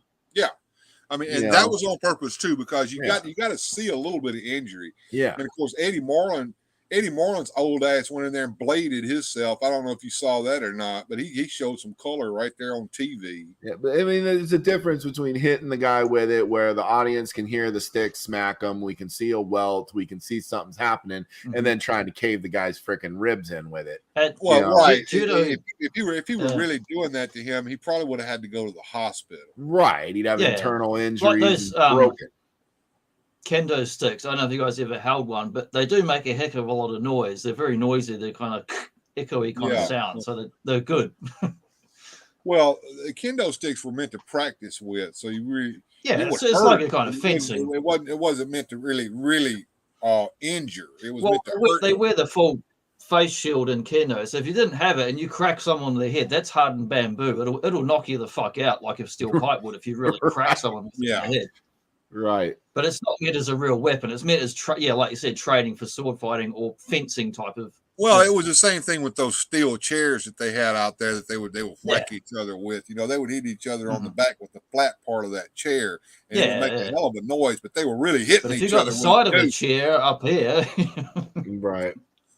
Well, they put on a good sideshow there for sure. Because like I was saying while we were watching that, like if you were flipping through the TV and then you ran into that, I mean, I don't know about you guys. I love a bunch of mayhem and nonsense and crazy, you know, and so it would have been really difficult for me to change the channel on that. I would have been dialed in right there. Like, what is this? I just love when they start like slapping up either the commentators or the ring guy. The people that aren't part of them actually get them involved. That's the best. Yeah, something. It was very rare to see Lance Russell get manhandled. I think Dream Machine was able to do it one time.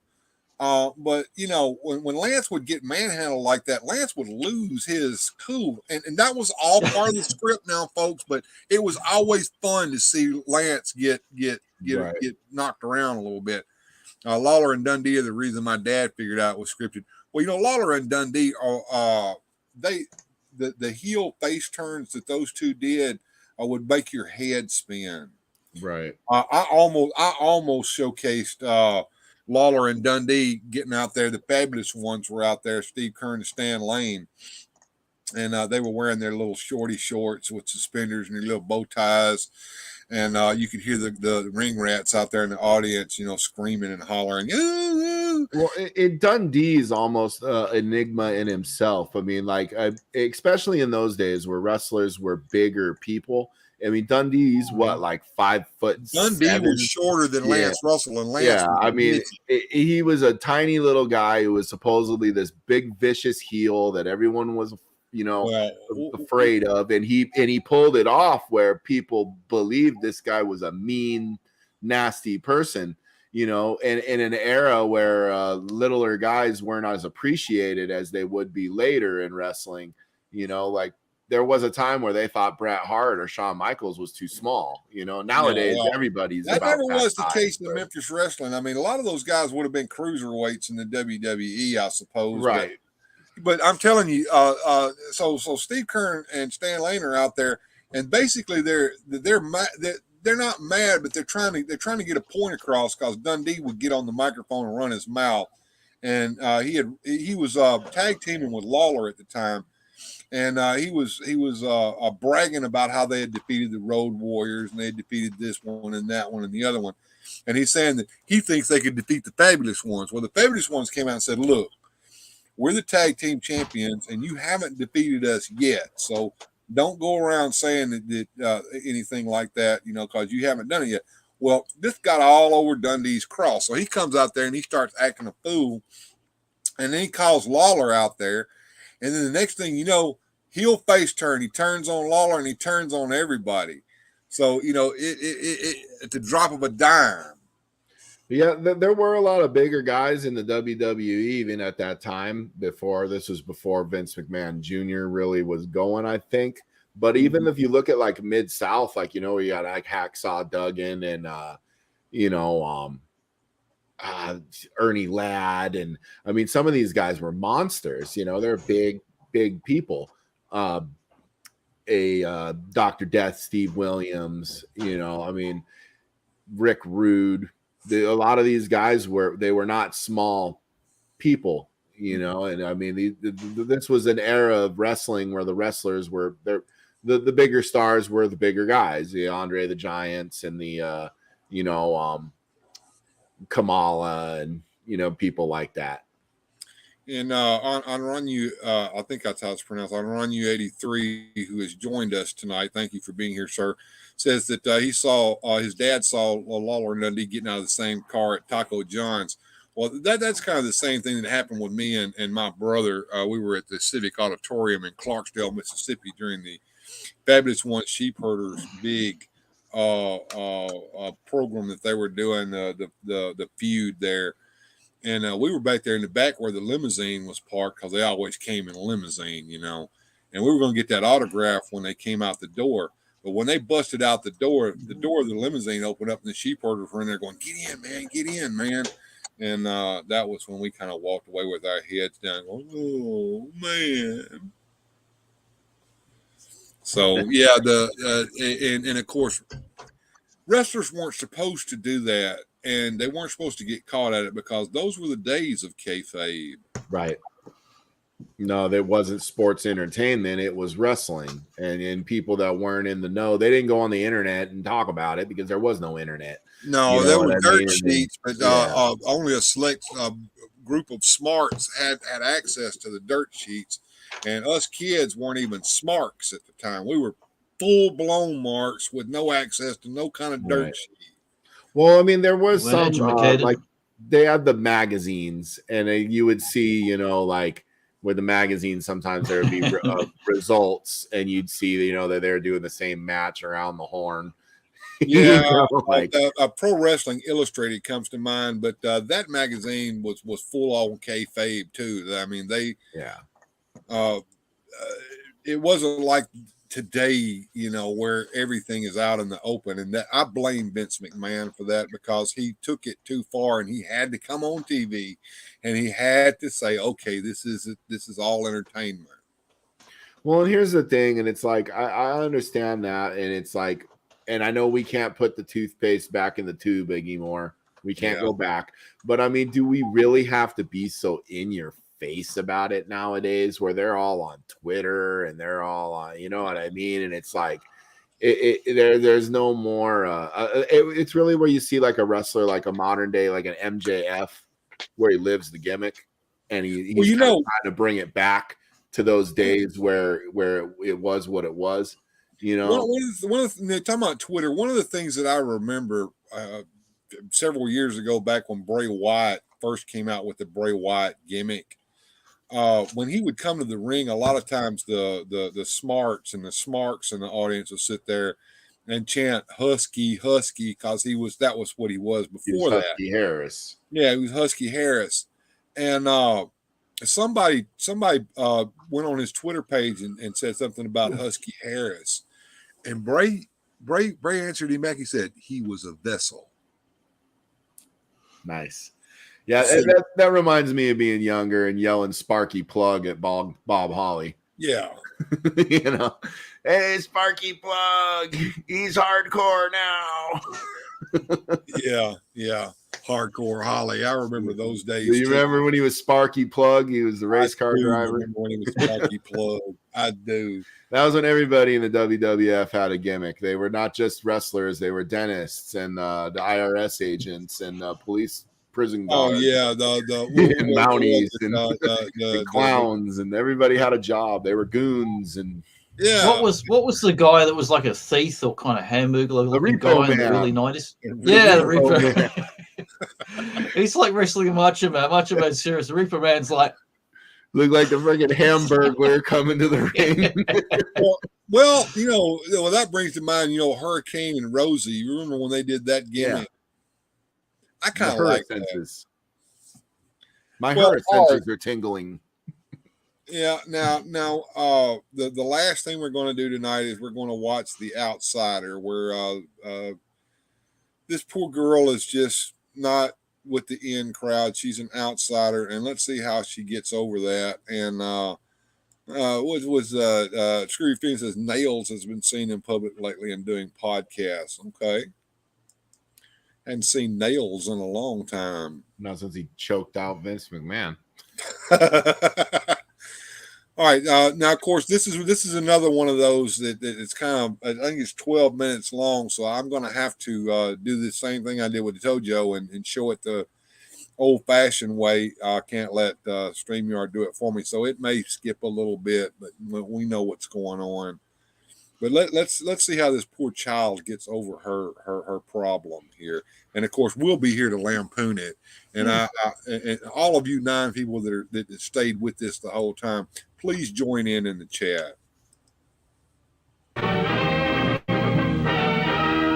Young America, it's Young America. Young discussion problems and group living. The Outsider. Carry-in production. Talk over this shit so I don't get demonetized. Hey, why don't we just make a party out of it? Okay, let's have it Friday night. Is that okay with everybody? Yeah, sure. But what we gonna eat? Junior, Oh, fat you bag, think just of know us what we're eating. gonna Oh, I wouldn't say that. No That's fooling. What are we gonna have to eat? Well, I'll bring some Cokes. Why don't you bring the sandwiches? Okay. I'll get Mother to make some potato salad. You might as well have the party over at my house. What do you sloppy boys want to We'll bring the records. That'll be Oh, swell. you're gonna bring records. Well, I gotta go Girls to class gonna now. bring So long. Bye. Uh-oh. She didn't get invited. Susan Jane, what's the matter with you? Why is everyone else having such a good time when you're not? Why do they always leave you out? Do you look different? Is it some way you act? What makes you the outsider? The outsider. The one nobody asks. Mouthwash. Wash that greasy hair. Golly, this assignment will take us all night. Why don't you come over at my house and we'll work it out together? Swell, I'll see you about 7. Okay. Nobody Susan Jane, you make good grades. You could really help them.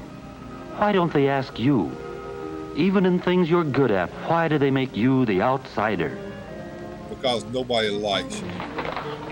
Well, look, if it hadn't been for what they did in the ninth inning, we'd be okay. Yeah, but did you see Joe out in center field? Hi, Marcy. Hi, Dan. Oh, hello, Susan. Hi, Susan Jane. What do you know? Nothing much. And did you Okay if I sit down? Sure, go ahead, sit down. Let me tell you what this guy said. It's a scream. He said every one of our team was left-footed. He said, look at this southpaw. What you folks gonna have this afternoon? Hi, Jimmy. I want a root beer. A chocolate ice cream cone, please. That's what I want, too, a chocolate ice cream cone. Oh, I believe I've changed my mind. I want a chocolate ice cream cone, Me too. That's gonna work. Why do the other kids do everything differently? They choose different things. They stick together on everything. Why are you always the one who's out of step? Is there something the matter with you? Yeah, I know. Wrestling's supposed to be on. Oh, is it? Good. Here you are. Oh, thank you. Well, what in the world's the matter with her? I don't know. Suppose we said something? We didn't say anything to her. Maybe that's the matter. She's a funny girl. I don't think she likes us. Say, what's the matter with us? Maybe more than you think. We might have tried to say something to her. Hi, everybody. Hi, how's Latin test? Hi. Too bad the second page is terrible. I'm afraid I flunked mine. Will you? Oh, I think I did. Hi. Hi, Junior. Figured out what you're gonna eat at the party tonight? Sure. Make mine a super duper special, will you, Jimmy? Just plenty of everything. That's all I want. Say, what's the matter, Marcy? Oh, nothing. I just don't understand that Susan Jane Smith. We were sitting here eating our ice cream cones, and all of a sudden she just jumps up and leaves. Who's Susan Jane Smith? Oh, you know, that quiet girl in our homeroom. The one who sits in front of Freddie. Oh, that one. Mousy.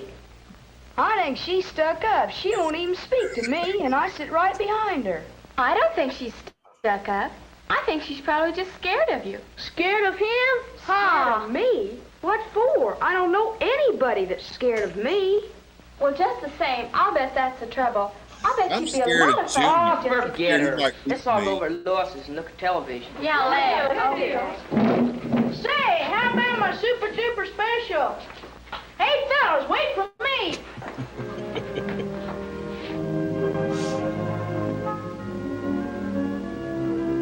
Oh, she's gonna go home and cry.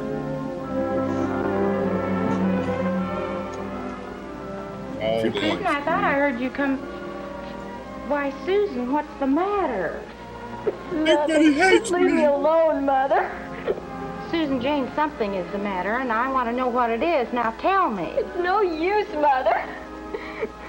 It's something you can't help. I must be different. I just don't fit in. Why, of course you're different, dear. Everybody is. No, everybody's not different. Oh, maybe they look different or dress different, but most people, the kids at school, seem to belong. They plan parties together and do homework together. And they all choose chocolate ice cream cones. Chocolate ice cream cones? Why, Susan, that doesn't make sense. Have they left you out of something? If that's it, we can have some of your friends over Friday. Oh, Mother, you don't understand. Can't you see? Nobody'd come to my party. They're having a party of their own, and I'm not in on it. Won't you go to their party? I don't want you to give me a Crash party. it, bitch. I want to go to theirs. I want to have fun with them. I want... Oh, what's the use? Nobody can help me. Not even you. Nobody can help you, Susan Jane? Maybe you can. Sometimes it's hard to figure out why things happen the way they do, but sometimes there's a very simple answer. You were just standing there in the hall the next day, all alone, weren't you? The way you always are. And you heard the girls talking. You thought they were talking about you. Oh, no, we can't ask her. She's a creep. Susan Jane, who's a creep? Who are they talking about? You said it. She'd willed everything. Can't you just see her not opening her mouth all evening, sitting there like a pole? Why can't she relax? And the clothes she wears. It'd be different if she just put herself out a little, but oh no, she's too wrapped up in herself for that. Susan Jane, wait a minute. They're not talking about you. But you didn't wait to hear that, did you?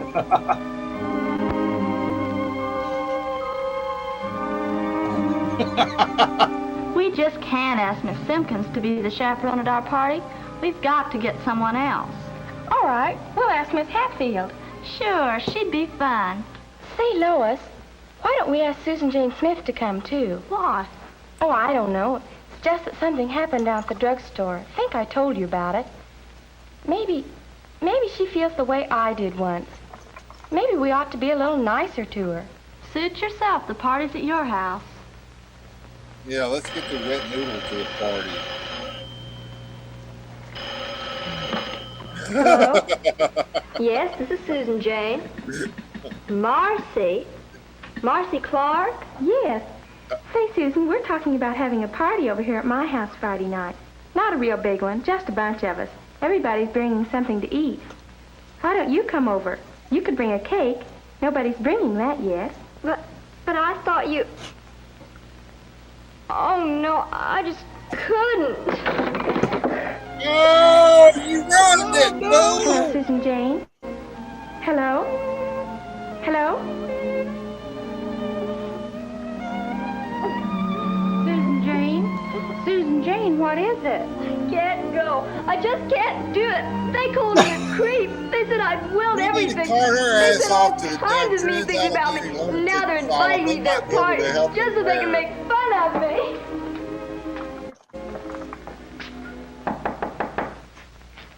Hysterical.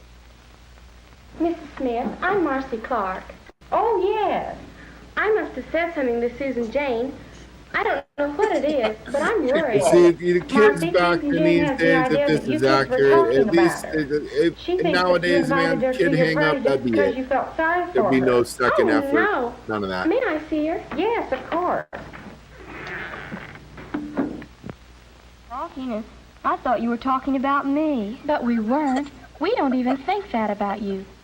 Susan Jane, I want to be your friend. Will you come to our party? Yes, I will. Gee, you must think I'm pretty silly. No, because I felt the same way lots of times. You? Well, I have. I'll see you Friday. And don't forget to bring the cake. Yeah, you bring a cake, bitch. Gee, to think I could be so wrong about Marcy and Lois. And if I was wrong about them, I might be wrong about a lot of other things, too. Sure, I'm different from Marcy and the rest of the kids, but then they're different from each other, too. They make friends easily. Guess I'll have to work hard at it. And I'm going to start working on it right now. What are you going to work on? The cake. Mother, they've invited me, and I'm going. And this time I'm going to try to make them like me. I'm going to fix up. I'm going to join in and not hang back. I'm going to be friendly. I'm going to like them. And oh, Mother, do you think that'll make them like me? Well, it's certainly a start, Susan Jane. Yes, I think this may be your chance. Well, is everything set for the big feed? You mean the party? It's all set. Just like we planned. With one addition, Marcy's invited Susan Jane Smith. Susan James Why Smith. her? Well, why not? I don't know. I just never thought of her fitting in with us. Neither did I. But gee, we'll all be there, and if everybody's there, we ought to have a good time. Let's give her a try. She may not be so bad. We don't even know her. We'll find out. Bye. Junior's going to get some of that. He's going. Well, Susan Jane, this is your big moment. The moment you've been waiting for. This is your chance to show the gang what you really are. You've fixed your hair and have on a pretty dress. You've even found a book on what to do to make people like you. And you've made up your mind not to act like an outsider. But is this enough? Will it work? Will you do the right things? Will you say the right things? Nope. Will the gang accept you, Susan Jane? Will they do the right things? Susan Jane, Yes, Mother? it's about time for you to go.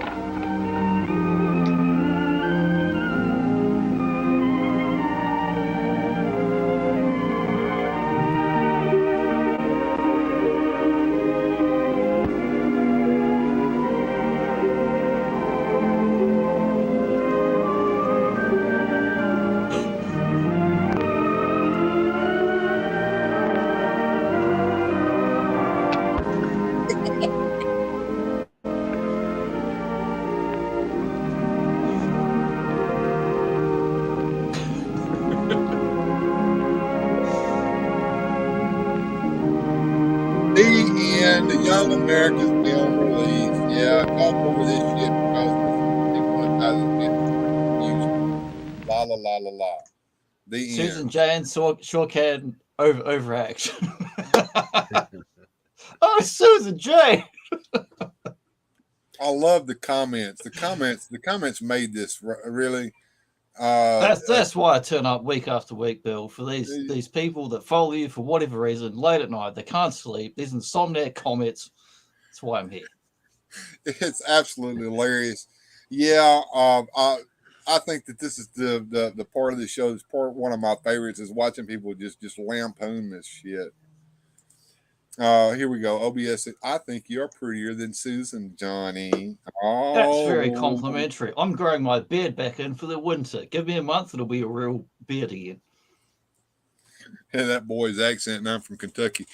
Well, Junior had one of them accents like mine, and Junior loved to get him a little bit of food there, didn't he, boys? Junior likes some cake, and Susan had all the cake, apparently. Oh, and a pie, too.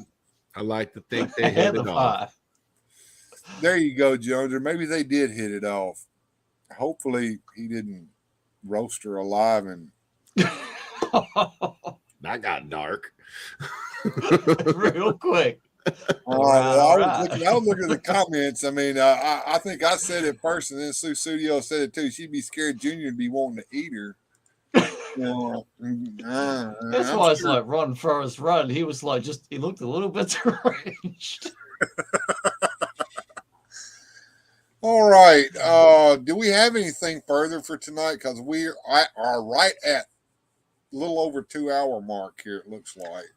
No, I don't got much to add. I guess I could say that I've worn both hats in that little video. Like I've been the outsider where I didn't fit in with everybody. And then later I had more friends than I knew what to do with. And quite honestly, I didn't enjoy either experience. Yeah, we've all been there and we've all been through it. And that's the problem that a lot of these people who are really down on themselves don't realize is that they're really not alone in that. No. Everybody experiences these problems. It's how you deal with it is how you get over it. I would say as far as friends, it's quality, not quantity. If you've got one good mate that you trust and that is there, that you're doing better than most than having 1,000 fake ass people around you all the time. Kind of weird pony boy. Well, it's that time, folks. We're feeding ducks right now, and we're getting ready to say adios for tonight. It's been a wild ride. We had Mr. Wonderful on. Don't forget, folks, when I hit 1,000, one of those 1,000 is going to win a Hexastack display system. And it's going to be one of the first, possibly, if I hit it soon enough, before he even goes live with it. So thanks, everybody, for being here. Thank you, Johnny, for being here with me. Thank you, Joneser. Real quick, before we leave the show, Johnny is working on Popeye. We're going to do an old-fashioned spotlight, and we're going to try to do it within the next couple of weeks if we can. Of course, we'll talk about this later, Johnny, but we're gonna get together and go through the slideshow that you presented, and we're going to try to make this a really, really good one, folks. So thanks for being here, and remember, good journey.